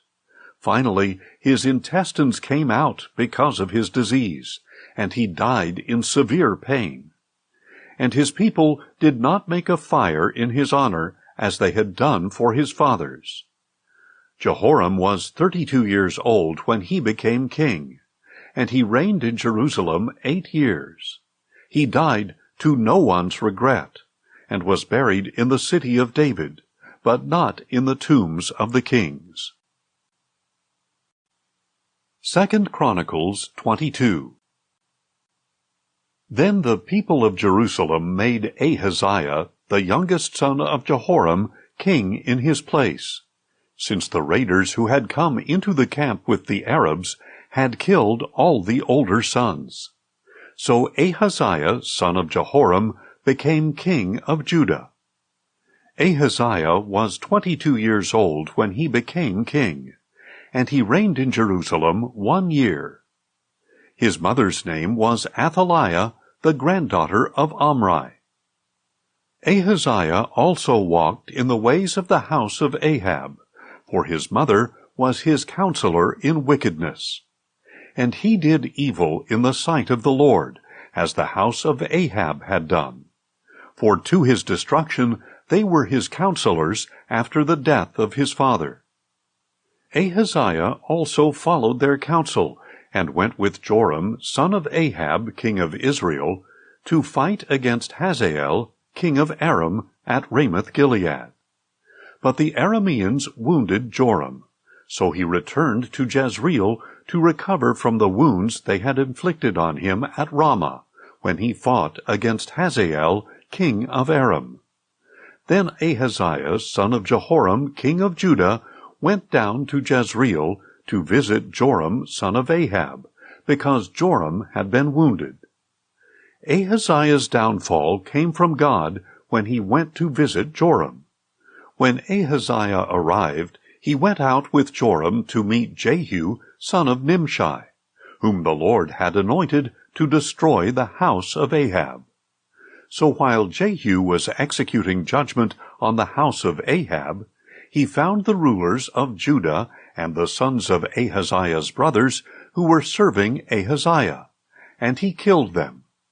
Then Jehu looked for Ahaziah, and Jehu's soldiers captured him while he was hiding in Samaria. So Ahaziah was brought to Jehu and put to death. They buried him, for they said, "He is the grandson of Jehoshaphat, who sought the Lord with all his heart." So no one was left from the house of Ahaziah with the strength to rule the kingdom. When Athaliah, the mother of Ahaziah, saw that her son was dead, she proceeded to annihilate all the royal heirs of the house of Judah. But Jehoshabeath, daughter of King Jehoram, took Joash, son of Ahaziah, and stole him away from among the sons of the king who were being murdered. And she put him and his nurse in a bedroom. Because Jehoshabeath, the daughter of King Jehoram, and the wife of Jehoiada the priest, was Ahaziah's sister, she hid Joash from Athaliah so that she could not kill him. And Joash remained hidden with them in the house of God for 6 years, while Athaliah ruled the land. 2 Chronicles 23. Then in the 7th year Jehoiada strengthened himself and made a covenant with the commanders of hundreds, with Azariah son of Jeroham, Ishmael son of Jehohanan, Azariah son of Obed, Maaseiah son of Adiah, and Elishaphat son of Zichri. So they went throughout Judah and gathered the Levites from all the cities of Judah and the heads of the families of Israel. And when they came to Jerusalem, the whole assembly made a covenant with the king in the house of God. "Behold the king's son," said Jehoiada. "He must reign just as the Lord promised concerning the descendants of David. This is what you are to do. A third of you priests and Levites who come on duty on the Sabbath shall keep watch at the doors. A third shall be at the royal palace, and a third at the foundation gate, while all the others are in the courtyards of the house of the Lord. No one is to enter the house of the Lord except the priests and those Levites who serve. They may enter because they are consecrated, but all the people are to obey the requirement of the Lord. The Levites must surround the king with weapons in hand, and anyone who enters the temple must be put to death. You must stay close to the king wherever he goes."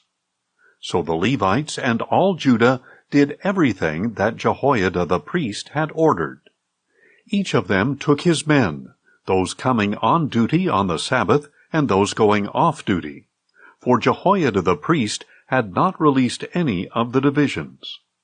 Then Jehoiada the priest gave to the commanders of hundreds the spears and the large and small shields of King David that were in the house of God.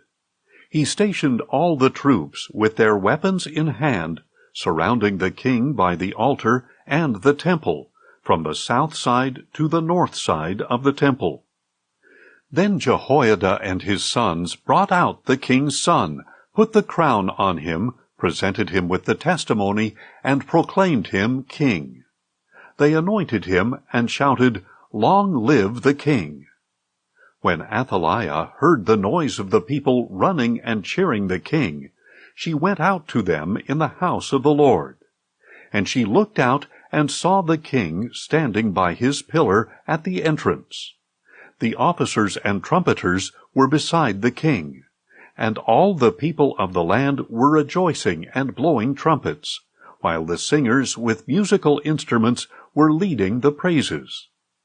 Then Athaliah tore her clothes and screamed, "Treason! Treason!" And Jehoiada the priest sent out the commanders of hundreds in charge of the army, saying, "Bring her out between the ranks, and put to the sword anyone who follows her." For the priest had said, "She must not be put to death in the house of the Lord." So they seized Athaliah as she reached the entrance of the horse gate to the palace grounds, and there they put her to death. Then Jehoiada made a covenant between himself and the king and the people, that they would be the Lord's people. So all the people went to the temple of Baal and tore it down. They smashed the altars and idols to pieces, and killed Mattan, the priest of Baal, in front of the altars. Moreover, Jehoiada put the oversight of the house of the Lord into the hands of the Levitical priests, whom David had appointed over the house of the Lord, to offer burnt offerings to the Lord, as is written in the law of Moses, with rejoicing and song, as ordained by David. He stationed gatekeepers at the gates of the house of the Lord, so that nothing unclean could enter for any reason. He also took with him the commanders of hundreds, the nobles, the rulers of the people, and all the people of the land. And they brought the king down from the house of the Lord, and entered the royal palace through the upper gate. They seated King Joash on the royal throne, and all the people of the land rejoiced. And the city was quiet, because Athaliah had been put to the sword. 2 Chronicles 24.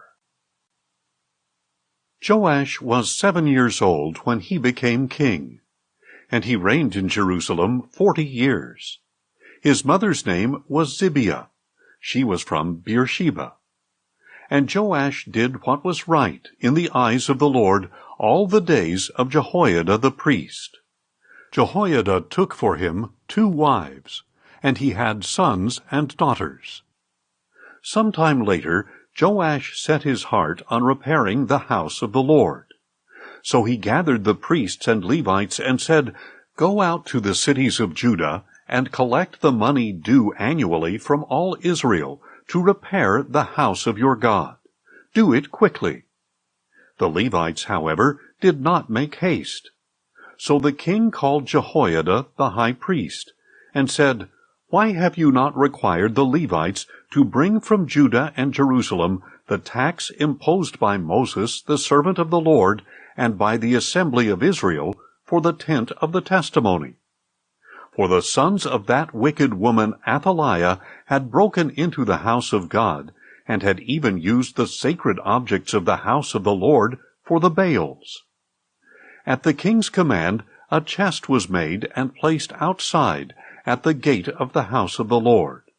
And a proclamation was issued in Judah and Jerusalem that they were to bring to the Lord the tax imposed by Moses, the servant of God, on Israel in the wilderness. All the officers and all the people rejoiced and brought their contributions, and they dropped them in the chest until it was full. Whenever the chest was brought by the Levites to the king's overseers, and they saw that there was a large amount of money, the royal scribe and the officer of the high priest would come and empty the chest and carry it back to its place. They did this daily, and gathered the money in abundance. Then the king and Jehoiada would give the money to those who supervised the labor on the house of the Lord, to hire stonecutters and carpenters to restore the house of the Lord, as well as workers in iron and bronze to repair the house of the Lord. So the workmen labored, and in their hands the repair work progressed. They restored the house of God according to its specifications, and they reinforced it. When they were finished, they brought the rest of the money to the king and Jehoiada to make with it the articles for the house of the Lord, utensils for the service and for the burnt offerings, dishes and other objects of gold and silver. Throughout the days of Jehoiada, burnt offerings were presented regularly in the house of the Lord. When Jehoiada was old and full of years, he died at the age of 130. And Jehoiada was buried with the kings in the city of David, because he had done what was good in Israel for God and his temple. After the death of Jehoiada, however, the officials of Judah came and paid homage to the king, and he listened to them. They abandoned the house of the Lord, the God of their fathers, and served the Asherah poles and idols. So wrath came upon Judah and Jerusalem for this guilt of theirs. Nevertheless, the Lord sent prophets to bring the people back to him, and to testify against them, but they would not listen. Then the Spirit of God came upon Zechariah, son of Jehoiada the priest, who stood up before the people and said to them, "This is what God says. Why do you transgress the commandments of the Lord so that you cannot prosper? Because you have forsaken the Lord, he has forsaken you." But they conspired against Zechariah, and by order of the king they stoned him in the courtyard of the house of the Lord. Thus King Joash failed to remember the kindness that Zechariah's father Jehoiada had extended to him. Instead, Joash killed Jehoiada's son. As he lay dying, Zechariah said, "May the Lord see this and call you to account."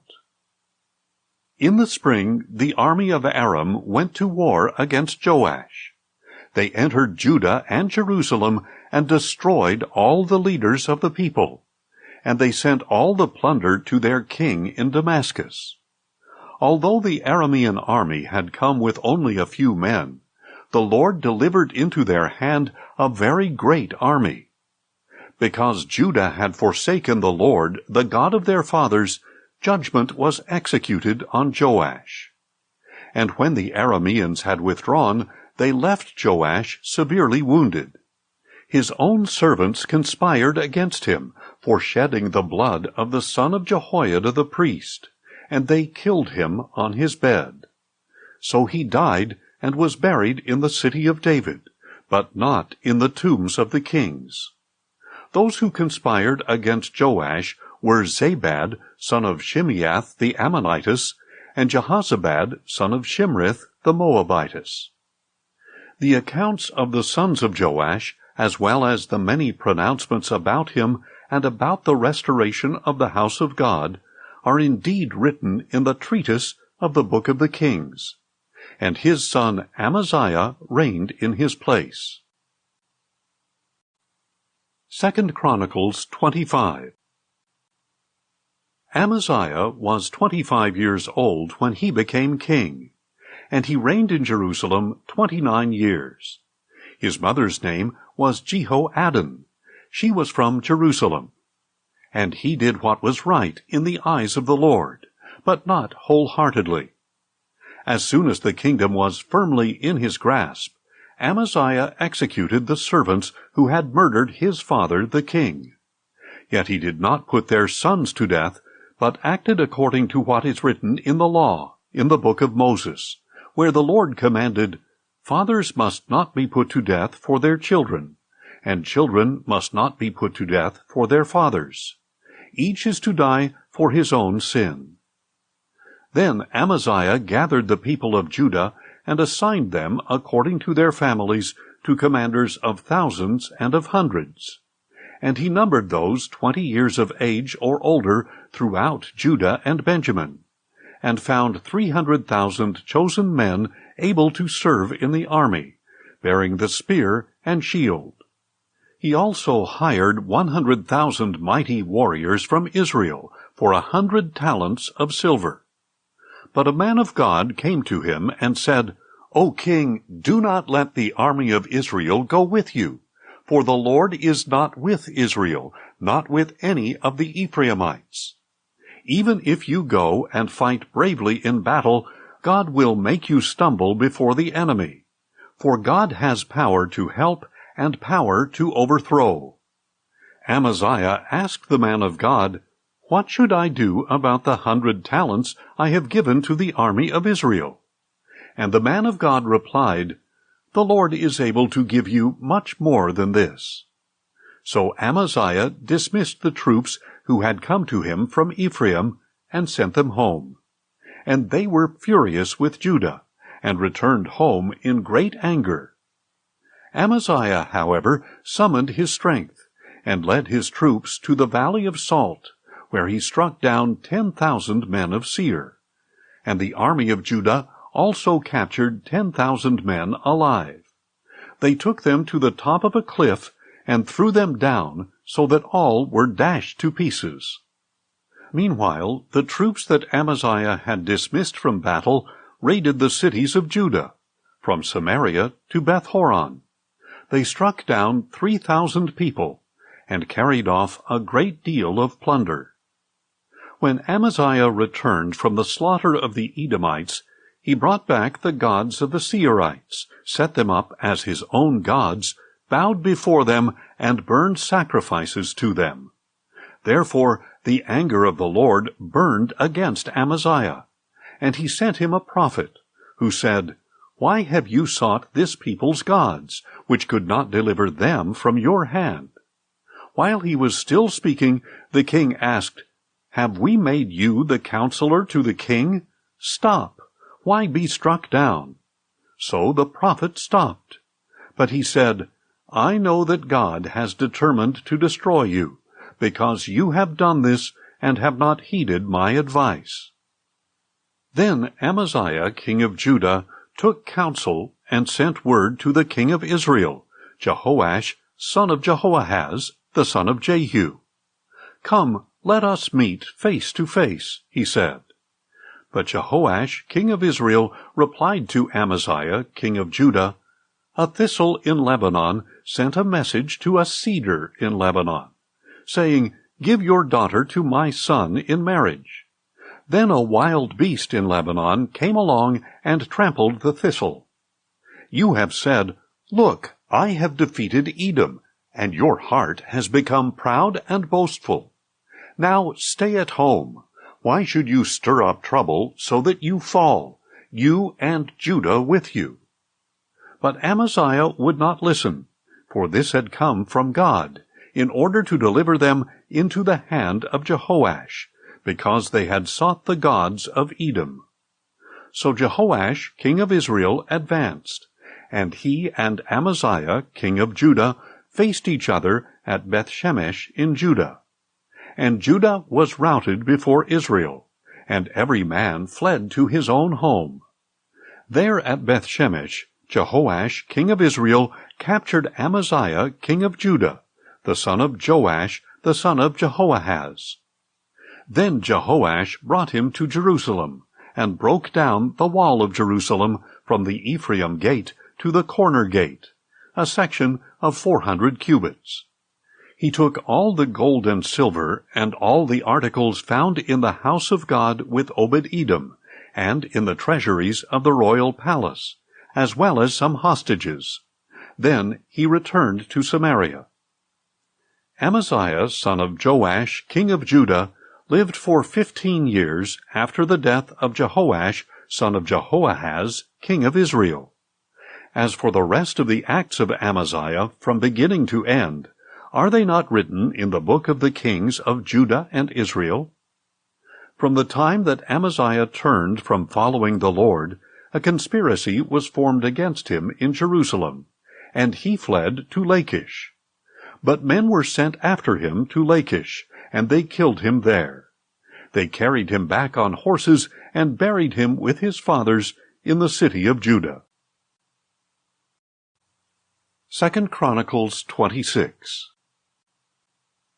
All the people of Judah took Uzziah, who was 16 years old, and made him king in place of his father Amaziah. Uzziah was the one who rebuilt Eloth, and restored it to Judah after King Amaziah rested with his fathers. Uzziah was 16 years old when he became king, and he reigned in Jerusalem 52 years. His mother's name was Jechaliah. She was from Jerusalem. And he did what was right in the eyes of the Lord, just as his father Amaziah had done. He sought God throughout the days of Zechariah, who instructed him in the fear of God. And as long as he sought the Lord, God gave him success. Uzziah went out to wage war against the Philistines, and he tore down the walls of Gath, Jabneh, and Ashdod. Then he built cities near Ashdod and among the Philistines. God helped him against the Philistines, against the Arabs living in Gurbaal, and against the Meunites. The Ammonites brought tribute to Uzziah, and his fame spread as far as the border of Egypt, for he had become exceedingly powerful. Uzziah built towers in Jerusalem, at the corner gate, the valley gate, and the angle in the wall, and he fortified them. Since he had much livestock in the foothills and in the plain, he built towers in the desert and dug many cisterns. And since he was a lover of the soil, he had farmers and vine-dressers in the hill country and in the fertile fields. Uzziah had an army ready for battle that went out to war by assigned divisions, as recorded by Jael the scribe and Maaseiah the officer under the direction of Hananiah, one of the royal officers. The total number of family leaders of the mighty men of valor was 2,600. Under their authority was an army of 307,500 trained for war, a powerful force to support the king against his enemies. Uzziah supplied the entire army with shields, spears, helmets, armor, bows, and slingstones. And in Jerusalem he made skillfully designed devices to shoot arrows and catapult large stones from the towers and corners. So his fame spread far and wide, for he was helped tremendously so that he became powerful. But when Uzziah grew powerful, his arrogance led to his own destruction. He was unfaithful to the Lord his God, for he entered the temple of the Lord to burn incense on the altar of incense. Then Azariah the priest, along with 80 brave priests of the Lord, went in after him. They took their stand against King Uzziah, and said, "Uzziah, you have no right to offer incense to the Lord. Only the priests, the descendants of Aaron, are consecrated to burn incense. Leave the sanctuary, for you have acted unfaithfully. You will not receive honor from the Lord God." Uzziah, with a censer in his hand to offer incense, was enraged. But while he raged against the priests in their presence in the house of the Lord, before the altar of incense, leprosy broke out on his forehead. When Azariah the chief priest and all the priests turned to him and saw his leprous forehead, they rushed him out. Indeed, he himself hurried to get out, because the Lord had afflicted him. So King Uzziah was a leper until the day of his death. He lived in isolation, leprous, and cut off from the house of the Lord, while his son Jotham had charge of the royal palace to govern the people of the land. As for the rest of the acts of Uzziah, from beginning to end, they are recorded by the prophet Isaiah, son of Amoz. And Uzziah rested with his fathers, and was buried near them in a field of burial that belonged to the kings. For the people said, he was a leper. And his son Jotham reigned in his place. 2 Chronicles 27. Jotham was 25 years old when he became king, and he reigned in Jerusalem 16 years. His mother's name was Jerusha, daughter of Zadok.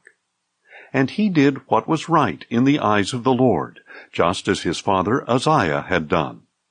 In addition, he did not enter the temple of the Lord, but the people still behaved corruptly. Jotham rebuilt the upper gate of the house of the Lord, and he worked extensively on the wall at the hill of Ophel. He also built cities in the hill country of Judah and fortresses and towers in the forests. Jotham waged war against the king of the Ammonites and defeated them. And that year they gave him 100 talents of silver, 10,000 cores of wheat, and 10,000 cores of barley. They paid him the same in the 2nd and 3rd years. So Jotham grew powerful, because he ordered his ways before the Lord his God. As for the rest of the acts of Jotham, along with all his wars and his ways, they are indeed written in the book of the kings of Israel and Judah. He was 25 years old when he became king, and he reigned in Jerusalem 16 years. And Jotham rested with his fathers, and was buried in the city of David. And his son Ahaz reigned in his place. 2 Chronicles 28. Ahaz was 20 years old when he became king, and he reigned in Jerusalem 16 years. And unlike David his father, he did not do what was right in the eyes of the Lord. Instead, he walked in the ways of the kings of Israel, and even made cast images of the Baals. Moreover, Ahaz burned incense in the valley of Hinnom, and sacrificed his sons in the fire, according to the abominations of the nations that the Lord had driven out before the Israelites. And he sacrificed and burnt incense on the high places, on the hills, and under every green tree.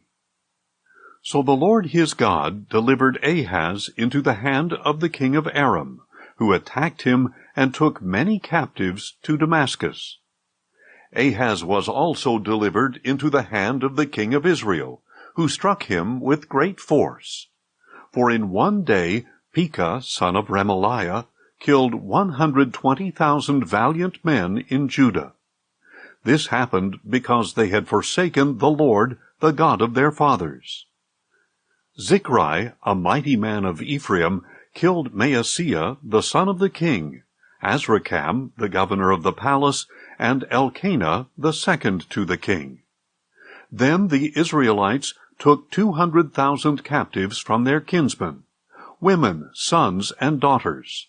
They also carried off a great deal of plunder and brought it to Samaria. But a prophet of the Lord named Oded was there, and he went out to meet the army that returned to Samaria. Look, he said to them, because of his wrath against Judah, the Lord, the God of your fathers, has delivered them into your hand. But you have slaughtered them in a rage that reaches up to heaven. And now you intend to reduce to slavery the men and women of Judah and Jerusalem. But are you not also guilty before the Lord your God? Now therefore listen to me, and return the captives you took from your kinsmen, for the fierce anger of the Lord is upon you. Then some of the leaders of the Ephraimites, Azariah, son of Jehohanan, Berechiah, son of Meshillemoth, Jehizkiah, son of Shallum, and Amasa, son of Hadlai, stood in opposition to those arriving from the war. "You must not bring the captives here," they said, "for you are proposing to bring guilt upon us from the Lord, and to add to our sins and our guilt. For our guilt is great, and fierce anger is upon Israel." So the armed men left the captives and the plunder before the leaders and all the assembly. Then the men who were designated by name arose, took charge of the captives, and provided from the plunder clothing for the naked. They clothed them, gave them sandals, and food and drink, anointed their wounds, and put all the feeble on donkeys. So they brought them to Jericho, the city of palms, to their brothers. Then they returned to Samaria. At that time King Ahaz sent for help from the king of Assyria. The Edomites had again come and attacked Judah and carried away captives. The Philistines had also raided the cities of the foothills and the Negev of Judah, capturing and occupying Beth-Shemesh, Aijalon, and Gederoth, as well as Soko, Timnah, and Gimzo with their villages. For the Lord humbled Judah, because Ahaz, king of Israel, had thrown off restraint in Judah, and had been most unfaithful to the Lord. Then Tiglath-Pileser, king of Assyria, came to Ahaz, but afflicted him rather than strengthening him. Although Ahaz had taken a portion from the house of the Lord, from the royal palace, and from the princes, and had presented it to the king of Assyria, it did not help him.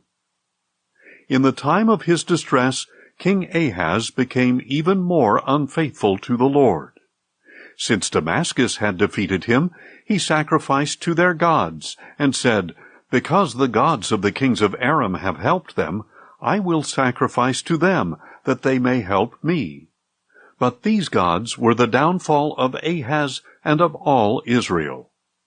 Then Ahaz gathered up the articles of the house of God, cut them into pieces, shut the doors of the house of the Lord, and set up altars of his own on every street corner in Jerusalem.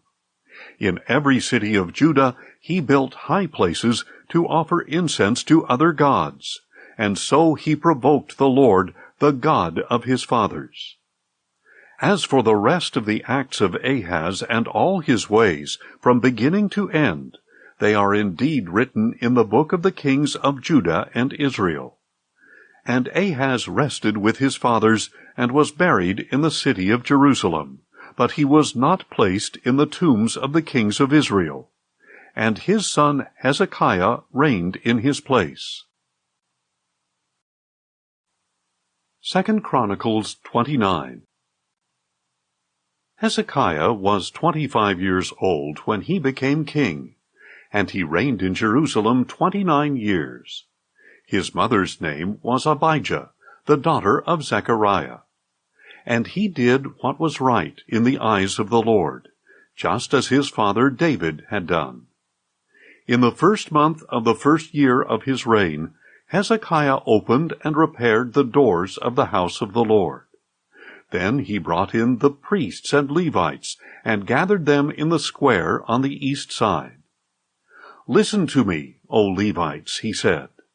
"Consecrate yourselves now, and consecrate the house of the Lord, the God of your fathers. Remove from the holy place every impurity. For our fathers were unfaithful, and did evil in the sight of the Lord our God. They abandoned him, turned their faces away from the dwelling place of the Lord, and turned their backs on him. They also shut the doors of the portico, and extinguished the lamps. They did not burn incense, or present burnt offerings in the holy place of the God of Israel. Therefore the wrath of the Lord has fallen upon Judah and Jerusalem, and he has made them an object of terror, horror, and mockery, as you can see with your own eyes. For behold, this is why our fathers have fallen by the sword, and our sons and daughters and wives are in captivity. Now it is in my heart to make a covenant with the Lord, the God of Israel, so that his fierce anger will turn away from us. Now, my sons, do not be negligent, for the Lord has chosen you to stand before him, to serve him, to minister before him, and to burn incense." Then the Levites set to work. Mahath, son of Amasai, and Joel, son of Azariah, from the Kohathites. Kish, son of Abdi, and Azariah, son of Jehalelel, from the Merarites. Joah, son of Zimmah, and Eden, son of Joah, from the Gershonites. Shimri and Jeuel from the Elizaphanites. Zechariah and Mattaniah from the Asavites. Jehiel and Shimei from the Hemanites, and Shemaiah and Uzziel from the Jeduthunites. When they had assembled their brothers and consecrated themselves, they went in to cleanse the house of the Lord, according to the command of the king, by the words of the Lord. So the priests went inside the house of the Lord to cleanse it, and they brought out to the courtyard all the unclean things that they found in the temple of the Lord. Then the Levites took these things and carried them out to the Kidron Valley. They began the consecration on the 1st day of the 1st month, and on the 8th day of the month they reached the portico of the Lord. For 8 more days they consecrated the house of the Lord itself, finishing on the 16th day of the 1st month. Then they went in to King Hezekiah and reported, "We have cleansed the entire house of the Lord, the altar of burnt offering with all its utensils, and the table of the showbread with all its utensils. Moreover, we have prepared and consecrated all the articles that King Ahaz in his unfaithfulness cast aside during his reign. They are now in front of the altar of the Lord." Early the next morning, King Hezekiah gathered the city officials and went up to the house of the Lord. They brought 7 bulls, 7 rams, 7 lambs, and 7 male goats as a sin offering for the kingdom, for the sanctuary, and for Judah. And the king commanded the priests, the descendants of Aaron, to offer them on the altar of the Lord. So they slaughtered the bulls, and the priests took the blood and sprinkled it on the altar. They slaughtered the rams and sprinkled the blood on the altar. And they slaughtered the lambs and sprinkled the blood on the altar. Then they brought the goats for the sin offering before the king and the assembly, who laid their hands on them. And the priests slaughtered the goats and put their blood on the altar for a sin offering, to make atonement for all Israel, because the king had ordered the burnt offering and the sin offering for all Israel. Hezekiah stationed the Levites in the house of the Lord, with cymbals, harps, and lyres, according to the command of David, of Gad the king's seer, and of Nathan the prophet. For the command had come from the Lord through his prophets. The Levites stood with the instruments of David, and the priests with the trumpets. And Hezekiah ordered that the burnt offering be sacrificed on the altar. When the burnt offering began, the song of the Lord and the trumpets began as well, accompanied by the instruments of David, king of Israel. The whole assembly was worshiping, the singers were singing, and the trumpeters were playing. All this continued until the burnt offering was completed. When the offerings were completed, the king and all those present with him bowed down and worshipped. Then King Hezekiah and his officials ordered the Levites to sing praises to the Lord in the words of David and of Asaph the seer. So they sang praises with gladness, and bowed their heads and worshipped. Then Hezekiah said, "Now that you have consecrated yourselves to the Lord, come near and bring sacrifices and thank offerings to the house of the Lord." So the assembly brought sacrifices and thank offerings, and all whose hearts were willing brought burnt offerings. The number of burnt offerings the assembly brought was 70 bulls, 100 rams, and 200 lambs, all these were for a burnt offering to the Lord. And the consecrated offerings were 600 bulls and 3,000 sheep. However, since there were not enough priests to skin all the burnt offerings, their Levite brothers helped them until the work was finished, and until the priests had been consecrated. For the Levites had been more diligent in consecrating themselves than the priests had been. Furthermore, the burnt offerings were abundant, along with the fat of the peace offerings and the drink offerings for the burnt offerings. So the service of the house of the Lord was established. Then Hezekiah and all the people rejoiced at what God had prepared for the people, because everything had been accomplished so quickly. 2 Chronicles 30. Then Hezekiah sent word throughout all Israel and Judah, and he also wrote letters to Ephraim and Manasseh, inviting them to come to the house of the Lord in Jerusalem to keep the Passover of the Lord, the God of Israel. For the king and his officials and the whole assembly in Jerusalem had decided to keep the Passover in the 2nd month, since they had been unable to observe it at the regular time, because not enough priests had consecrated themselves, and the people had not been gathered in Jerusalem. This proposal pleased the king and the whole assembly. So they established a decree to circulate a proclamation throughout Israel, from Beersheba to Dan, that the people should come to keep the Passover of the Lord, the God of Israel, in Jerusalem. For they had not observed it as a nation as prescribed. So the couriers went throughout Israel and Judah with letters from the king and his officials, which read, "Children of Israel, return to the Lord, the God of Abraham, Isaac, and Israel, so that he may return to those of you who remain, who have escaped the grasp of the kings of Assyria. Do not be like your fathers and brothers, who were unfaithful to the Lord, the God of their fathers, so that he made them an object of horror, as you can see. Now do not stiffen your necks, as your fathers did. Submit to the Lord and come to his sanctuary, which he has consecrated forever. Serve the Lord your God, so that his fierce anger will turn away from you. For if you return to the Lord, your brothers and sons will receive mercy in the presence of their captors, and will return to this land. For the Lord your God is gracious and merciful. He will not turn his face away from you if you return to him." And the couriers traveled from city to city through the land of Ephraim and Manasseh, as far as Zebulun. But the people scorned and mocked them. Nevertheless, some from Asher, Manasseh, and Zebulun humbled themselves and came to Jerusalem.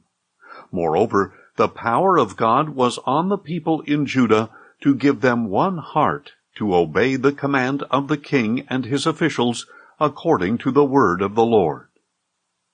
In the 2nd month, a very great assembly gathered in Jerusalem to celebrate the Feast of Unleavened Bread. They proceeded to remove the altars in Jerusalem, and to take away the incense altars and throw them into the Kidron Valley. And on the 14th day of the 2nd month they slaughtered the Passover lamb. The priests and Levites were ashamed, and they consecrated themselves and brought burnt offerings to the house of the Lord. They stood at their prescribed posts, according to the law of Moses, the man of God. The priests sprinkled the blood, which they received from the hand of the Levites.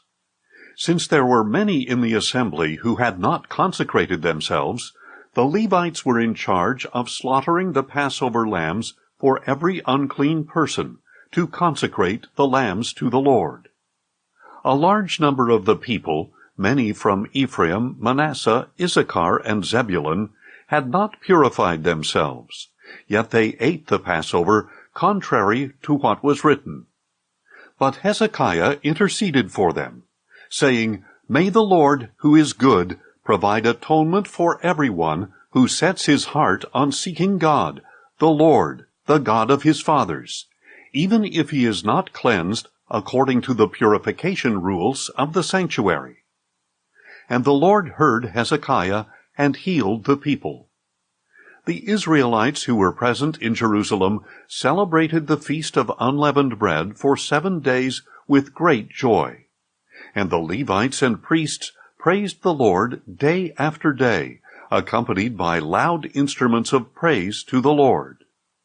And Hezekiah encouraged all the Levites who performed skillfully before the Lord. For 7 days they ate their assigned portion, sacrificing fellowship offerings and giving thanks to the Lord, the God of their fathers. The whole assembly agreed to observe 7 more days, so they observed 7 days with joy. For Hezekiah, king of Judah, contributed 1,000 bulls and 7,000 sheep for the assembly, and the officials contributed 1,000 bulls and 10,000 sheep for the assembly, and a great number of priests consecrated themselves. Then the whole assembly of Judah rejoiced along with the priests and Levites and the whole assembly that had come from Israel, including the foreigners who had come from Israel and those who lived in Judah. So there was great rejoicing in Jerusalem, for nothing like this had happened there since the days of Solomon, son of David, king of Israel. Then the priests and the Levites stood to bless the people, and God heard their voice, and their prayer came into his holy dwelling place in heaven. 2 Chronicles 31. When all this had ended, the Israelites in attendance went out to the cities of Judah and broke up the sacred pillars, chopped down the Asherah poles, and tore down the high places and altars throughout Judah and Benjamin, as well as in Ephraim and Manasseh, until they had utterly destroyed them all. Then all the Israelites returned to their cities, each to his own property. Hezekiah re-established the divisions of the priests and Levites, each of them according to their duties as priests or Levites, for the burnt offerings and peace offerings, for ministry, for giving thanks, and for singing praises at the gates of the Lord's dwelling. The king contributed from his own possessions for the regular morning and evening burnt offerings, and for the burnt offerings on the Sabbaths, new moons, and appointed feasts, as written in the law of the Lord. Moreover, he commanded the people living in Jerusalem to make a contribution for the priests and Levites, so that they could devote themselves to the law of the Lord. As soon as the order went out, the Israelites generously provided the first fruits of the grain, new wine, oil, and honey, and of all the produce of the field. And they brought in an abundance, a tithe of everything. And the Israelites and Judahites who lived in the cities of Judah also brought a tithe of their herds and flocks, and a tithe of the holy things consecrated to the Lord their God, and they laid them in large heaps. In the 3rd month they began building up the heaps, and they finished in the 7th month. When Hezekiah and his officials came and viewed the heaps, they blessed the Lord and his people Israel. Then Hezekiah questioned the priests and Levites about the heaps, and Azariah, the chief priest of the household of Zadok, answered him, "Since the people began to bring their contributions into the house of the Lord, we have had enough to eat, and there is plenty left over, because the Lord has blessed his people. This great abundance is what is left over." Then Hezekiah commanded them to prepare storerooms in the house of the Lord, and they did so. And they faithfully brought in the contributions, tithes, and dedicated gifts. Conaniah the Levite was the officer in charge of them, and his brother Shimei was second. Jehiel, Azaziah, Nahath, Asahel, Jeremoth, Jozabad, Eliel, Ismachiah, Mahath, and Benaiah were overseers under the authority of Conaniah and his brother Shimei, by appointment of King Hezekiah and of Azariah, the chief official of the house of God. Kori, son of Imnah the Levite, the keeper of the east gate, was in charge of the freewill offerings given to God, distributing the contributions to the Lord and the consecrated gifts. Under his authority, Eden, Meniamin, Jeshua, Shemaiah, Amariah, and Shechaniah faithfully distributed portions to their fellow priests in their cities, according to their divisions, old and young alike. In addition, they distributed portions to the males registered by genealogy, who were 3 years of age or older, to all who would enter the house of the Lord for their daily duties for service in the responsibilities of their divisions, and to the priests enrolled according to their families in the genealogy, as well as to the Levites 20 years of age or older, according to their duties and divisions. The genealogy included all the little ones, wives, sons, and daughters in the whole assembly, for they had faithfully consecrated themselves as holy. As for the priests, the descendants of Aaron, who lived on the farmlands around each of their cities or in any other city, men were designated by name to distribute a portion to every male among the priests and to every Levite listed by the genealogies. So this is what Hezekiah did throughout Judah. He did what was good and upright and true before the Lord his God. He was diligent in every work that he began in the service of the house of God, and in the law and the commandments, in order to seek his God. And so he prospered. 2 Chronicles 32. After all these acts of faithfulness, Sennacherib, king of Assyria, came and invaded Judah. He laid siege to the fortified cities, intending to conquer them for himself. When Hezekiah saw that Sennacherib had come to make war against Jerusalem, he consulted with his leaders and commanders about stopping up the waters of the springs outside the city, and they helped him carry it out. Many people assembled and stopped up all the springs and the stream that flowed through the land. Why should the kings of Assyria come and find plenty of water, they said. Then Hezekiah worked resolutely to rebuild all the broken sections of the wall and to raise up towers on it. He also built an outer wall and reinforced the supporting terraces of the city of David, and he produced an abundance of weapons and shields. Hezekiah appointed military commanders over the people, and gathered the people in the square of the city gate. Then he encouraged them, saying, "Be strong and courageous. Do not be afraid or discouraged before the king of Assyria and the vast army with him, for there is a greater one with us than with him. With him is only the arm of flesh, but with us is the Lord our God to help us and to fight our battles." So the people were strengthened by the words of Hezekiah, king of Judah. Later, as Sennacherib, king of Assyria, and all his forces besieged Lachish, he sent his servants to Jerusalem with a message for King Hezekiah of Judah and all the people of Judah who were in Jerusalem. This is what Sennacherib, king of Assyria, says. "What is the basis of your confidence, that you remain in Jerusalem under siege?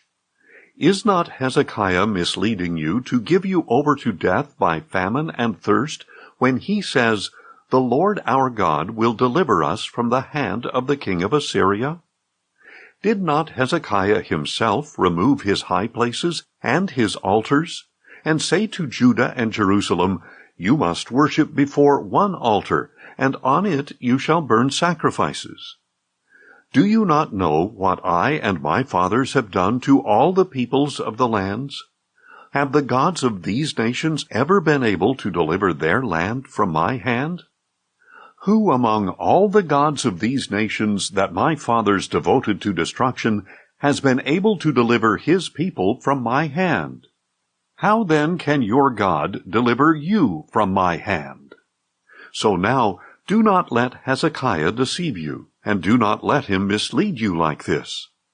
Do not believe him, for no God of any nation or kingdom has been able to deliver his people from my hand or from the hand of my fathers. How much less will your God deliver you from my hand? And the servants of Sennacherib spoke further against the Lord God and against his servant Hezekiah. He also wrote letters mocking the Lord, the God of Israel, and saying against him, Just as the gods of the nations did not deliver their people from my hand, so the God of Hezekiah will not deliver his people from my hand. Then the Assyrians called out loudly in Hebrew to the people of Jerusalem who were on the wall, to frighten and terrify them in order to capture the city. They spoke against the God of Jerusalem, as they had spoken against the gods of the peoples of the earth, the work of human hands. In response, King Hezekiah and the prophet Isaiah, son of Amoz, cried out to heaven in prayer. And the Lord sent an angel who annihilated every mighty man of valor and every leader and commander in the camp of the king of Assyria. So he withdrew to his own land in disgrace. And when he entered the temple of his God, some of his own sons struck him down with the sword. So the Lord saved Hezekiah and the people of Jerusalem from the hands of King Sennacherib of Assyria and all the others, and he gave them rest on every side.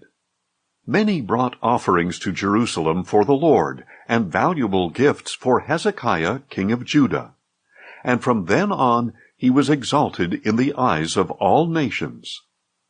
In those days Hezekiah became mortally ill. So he prayed to the Lord, who spoke to him and gave him a sign. But because his heart was proud, Hezekiah did not repay the favor shown to him. Therefore wrath came upon him and upon Judah and Jerusalem.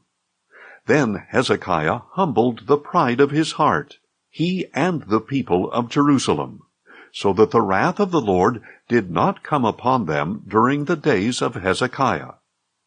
Hezekiah had very great riches and honor, and he made treasuries for his silver, gold, precious stones, spices, shields, and all kinds of valuable articles.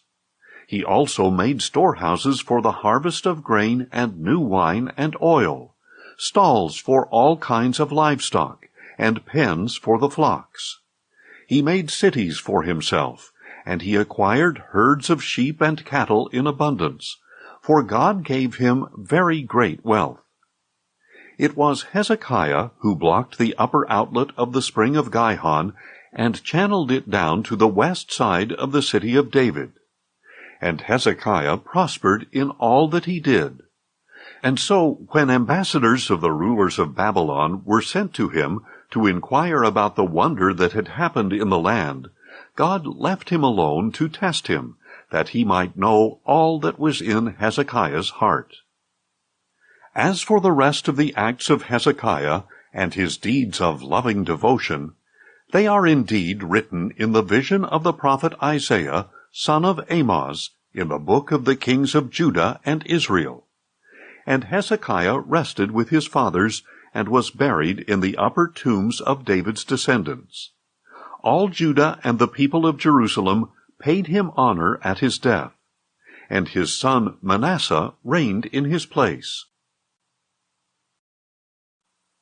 2 Chronicles 33.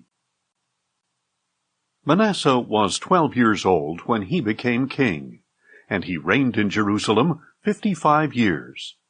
And he did evil in the sight of the Lord, by following the abominations of the nations that the Lord had driven out before the Israelites. For he rebuilt the high places that his father Hezekiah had torn down, and he raised up altars for the Baals and made Asherah poles. And he worshipped and served all the host of heaven. Manasseh also built altars in the house of the Lord, of which the Lord had said, My name will remain in Jerusalem forever. In both courtyards of the house of the Lord He built altars to all the host of heaven. He sacrificed his sons in the fire in the valley of Hinnom. He practiced sorcery, divination, and witchcraft, and consulted mediums and spiritists. He did great evil in the sight of the Lord, provoking him to anger.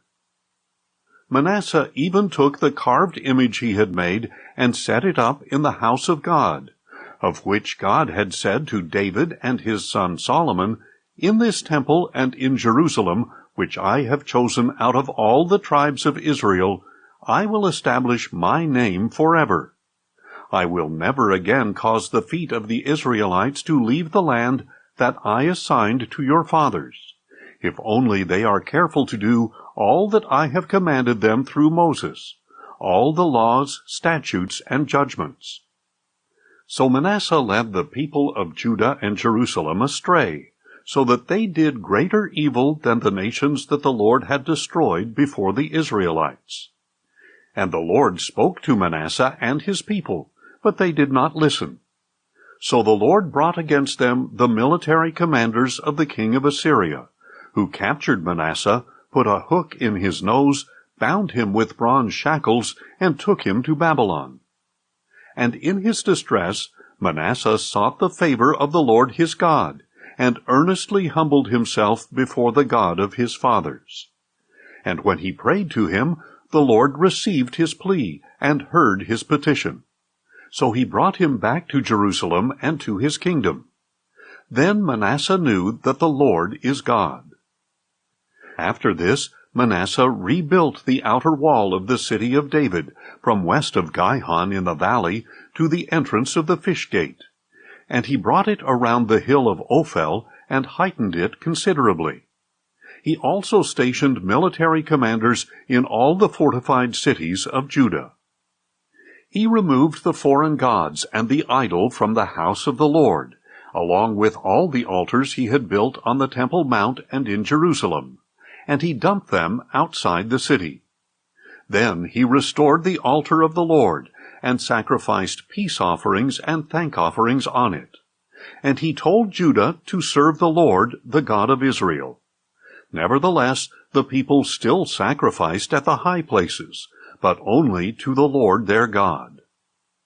As for the rest of the acts of Manasseh, along with his prayer to his God, and the words of the seers who spoke to him in the name of the Lord, the God of Israel, they are indeed written in the Chronicles of the kings of Israel. His prayer, and how God received his plea, as well as all his sin and unfaithfulness, and the sites where he built high places and set up Asherah poles and idols before he humbled himself, they are indeed written in the records of the seers. And Manasseh rested with his fathers, and was buried at his palace. And his son Amon reigned in his place. Amon was 22 years old when he became king, and he reigned in Jerusalem 2 years. And he did evil in the sight of the Lord, as his father Manasseh had done. Amon served and sacrificed to all the idols that his father Manasseh had made, but he did not humble himself before the Lord, as his father Manasseh had done. Instead, Amon increased his guilt. Then the servants of Amon conspired against him, and killed him in his palace. But the people of the land killed all those who had conspired against King Amon, and they made his son Josiah king in his place. 2 Chronicles 34. Josiah was 8 years old when he became king, and he reigned in Jerusalem 31 years. And he did what was right in the eyes of the Lord, and walked in the ways of his father David. He did not turn aside to the right or to the left. In the 8th year of his reign, while he was still young, Josiah began to seek the God of his father David. And in the 12th year he began to cleanse Judah and Jerusalem of the high places, the Asherah poles, the carved idols, and the cast images. Then in his presence the altars of the Baals were torn down, and he cut to pieces the incense altars that were above them. He shattered the Asherah poles, the carved idols, and the cast images, crushed them to dust, and scattered them over the graves of those who had sacrificed to them. Then he burned the bones of the priests on their altars.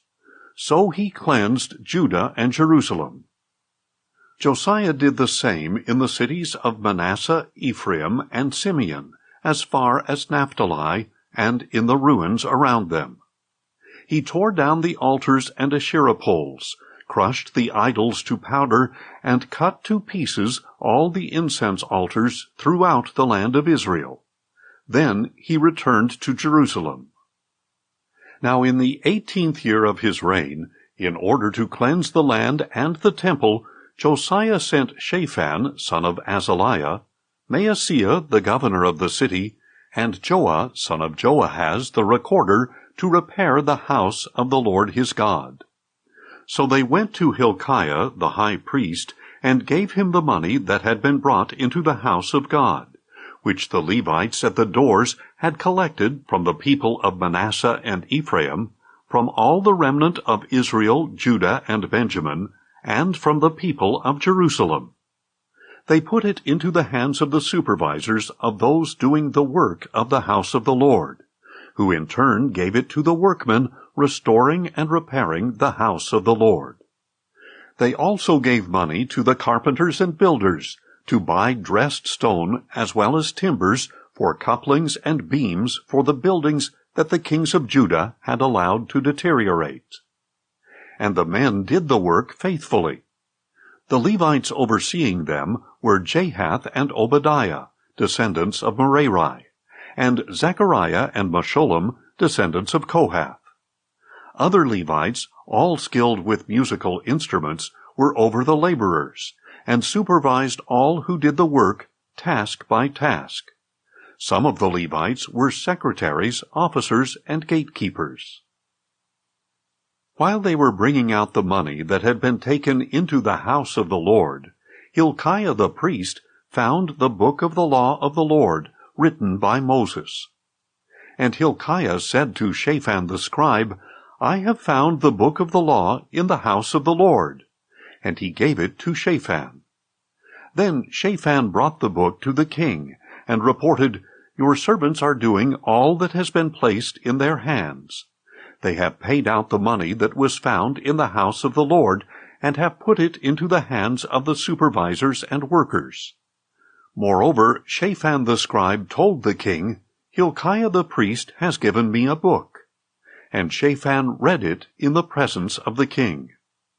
When the king heard the words of the law, he tore his clothes, and commanded Hilkiah, Ahikam, son of Shaphan, Abdon, son of Micah, Shaphan the scribe, and Uzziah, the servant of the king, Go and inquire of the Lord for me and for those remaining in Israel and Judah concerning the words in the book that has been found. For great is the wrath of the Lord that has been poured out on us, because our fathers have not kept the word of the Lord by doing all that is written in this book. So Hilkiah and those the king had designated went and spoke to Huldah the prophetess, the wife of Shallum, son of Tokhath, the son of Hasrah, the keeper of the wardrobe. She lived in Jerusalem in the 2nd district. And Huldah said to them, This is what the Lord, the God of Israel, says. Tell the man who sent you that this is what the Lord says. I am about to bring calamity on this place and on its people, according to all the curses written in the book that has been read in the presence of the king of Judah, because they have forsaken me, and burned incense to other gods, that they might provoke me to anger with all the works of their hands.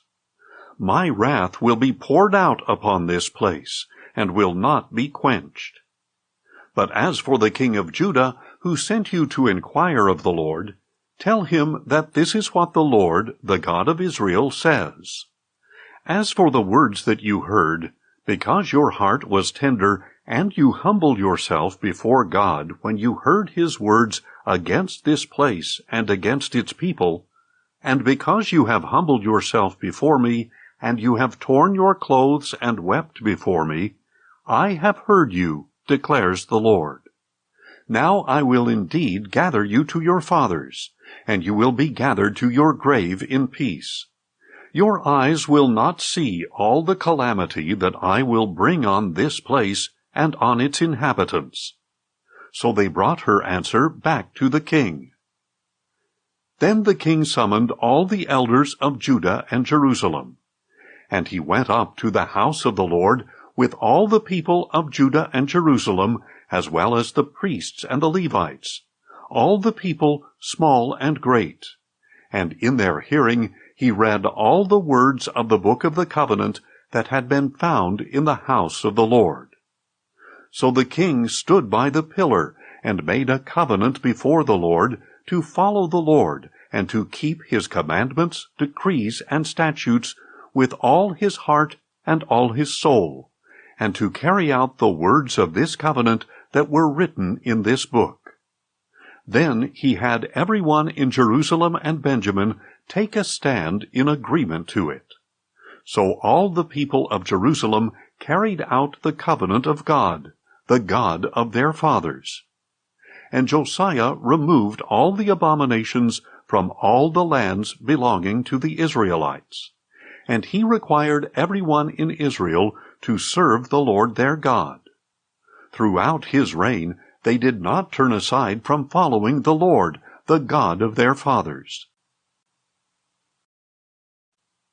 2 Chronicles 35.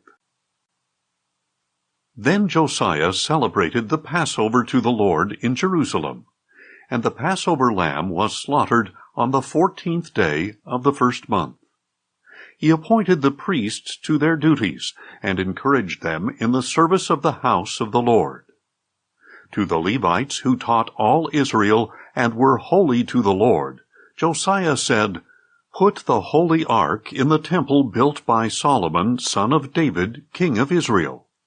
It is not to be carried around on your shoulders. Now serve the Lord your God and his people Israel. Prepare yourselves by families in your divisions, according to the instructions written by David, king of Israel, and Solomon his son. Moreover, stand in the holy place by the divisions of the families of your kinsmen, the lay people, and by the divisions of the families of the Levites. Slaughter the Passover lambs, consecrate yourselves, and make preparations for your fellow countrymen to carry out the word of the Lord given by Moses." From his own flocks and herds, Josiah contributed 30,000 lambs and goats, plus 3,000 bulls for the Passover offerings for all the people who were present. His officials also contributed willingly to the people and priests and Levites. Hilkiah, Zechariah, and Jehiel, the administrators of the house of God, gave the priests 2,600 Passover offerings and 300 bulls. Additionally, Conaniah and his brothers Shemaiah and Nethanel, as well as Hashabiah, Jael, and Jozabad, officers of the Levites, donated to the Levites 5,000 Passover offerings and 500 bulls. So the service was prepared. The priests stood in their places, and the Levites in their divisions, according to the king's command. And they slaughtered the Passover lambs, while the priests sprinkled the blood handed to them, and the Levites skinned the animals. They set aside the burnt offerings to be given to the divisions of the families of the people to offer to the Lord, as is written in the book of Moses. And they did the same with the bulls. They roasted the Passover animals on the fire according to the regulation, and they boiled the other holy offerings in pots, kettles, and bowls, and quickly brought them to all the people. Afterward, they made preparations for themselves and for the priests, since the priests, the descendants of Aaron, were offering up burnt offerings and fat until nightfall. So the Levites made preparations for themselves and for the priests, the descendants of Aaron. The singers, the descendants of Asaph, were at their stations according to the command of David, Asaph, Heman, and Jeduthun, the king's seer. And the gatekeepers at each gate did not need to leave their position, because their fellow Levites made preparations for them. So on that day, the entire service of the Lord was carried out for celebrating the Passover, and offering burnt offerings on the altar of the Lord, according to the command of King Josiah. The Israelites who were present also observed the Passover at that time, as well as the Feast of Unleavened Bread for 7 days. No such Passover had been observed in Israel since the days of Samuel the prophet. None of the kings of Israel ever observed a Passover like the one that Josiah observed, with the priests, the Levites, all Judah, the Israelites who were present, and the people of Jerusalem. In the 18th year of Josiah's reign, this Passover was observed. After all this, when Josiah had set the temple in order, Necho, king of Egypt, marched up to fight at Carchemish by the Euphrates, and Josiah went out to confront him.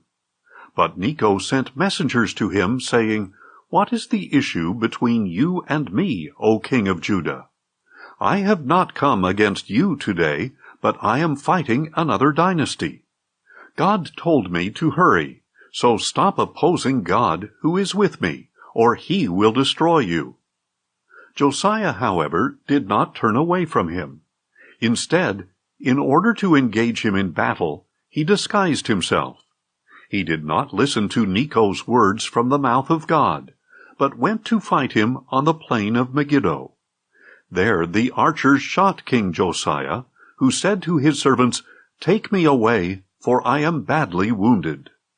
So his servants took him out of his chariot, put him in his second chariot, and brought him to Jerusalem, where he died. And Josiah was buried in the tomb of his fathers, and all Judah and Jerusalem mourned for him. Then Jeremiah lamented over Josiah, and to this day all the choirs of men and women sing laments over Josiah.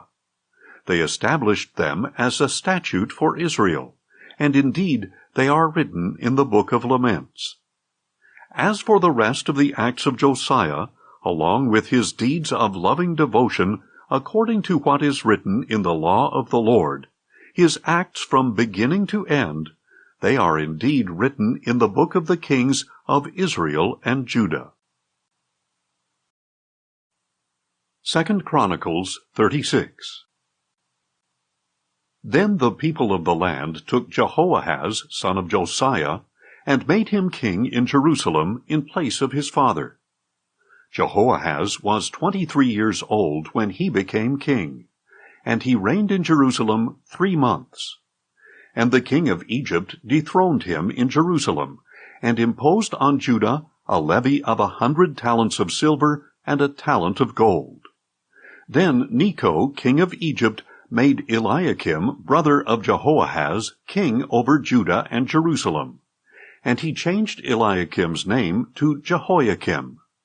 But Necho took Eliakim's brother Jehoahaz and carried him off to Egypt.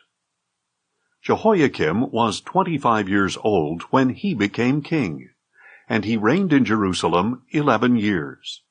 And he did evil in the sight of the Lord his God. Then Nebuchadnezzar, king of Babylon, came up against Jehoiakim and bound him with bronze shackles to take him to Babylon. Nebuchadnezzar also took to Babylon some of the articles from the house of the Lord, and he put them in his temple in Babylon. As for the rest of the acts of Jehoiakim, the abominations he committed, and all that was found against him, they are indeed written in the book of the kings of Israel and Judah. And his son Jehoiachin reigned in his place. Jehoiachin was 18 years old when he became king, and he reigned in Jerusalem 3 months and 10 days. And he did evil in the sight of the Lord. In the spring, King Nebuchadnezzar summoned Jehoiachin and brought him to Babylon, along with the articles of value from the house of the Lord. And he made Jehoiachin's relative Zedekiah king over Judah and Jerusalem. Zedekiah was 21 years old when he became king, and he reigned in Jerusalem 11 years. And he did evil in the sight of the Lord his God, and did not humble himself before Jeremiah the prophet, who spoke for the Lord. He also rebelled against King Nebuchadnezzar, who had made him swear by God. But Zedekiah stiffened his neck and hardened his heart against turning to the Lord, the God of Israel. Furthermore, all the leaders of the priests and the people multiplied their unfaithful deeds, following all the abominations of the nations, and they defiled the house of the Lord, which he had consecrated in Jerusalem. Again and again the Lord, the God of their fathers, sent word to his people through his messengers, because he had compassion on them and on his dwelling place. But they mocked the messengers of God, despising his words and scoffing at his prophets, until the wrath of the Lord against his people was stirred up beyond remedy.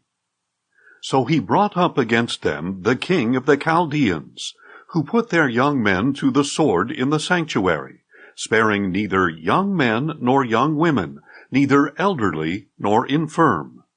God gave them all into the hand of Nebuchadnezzar, who carried off everything to Babylon, all the articles of the house of God, both large and small, and the treasures of the house of the Lord and of the king and his officials.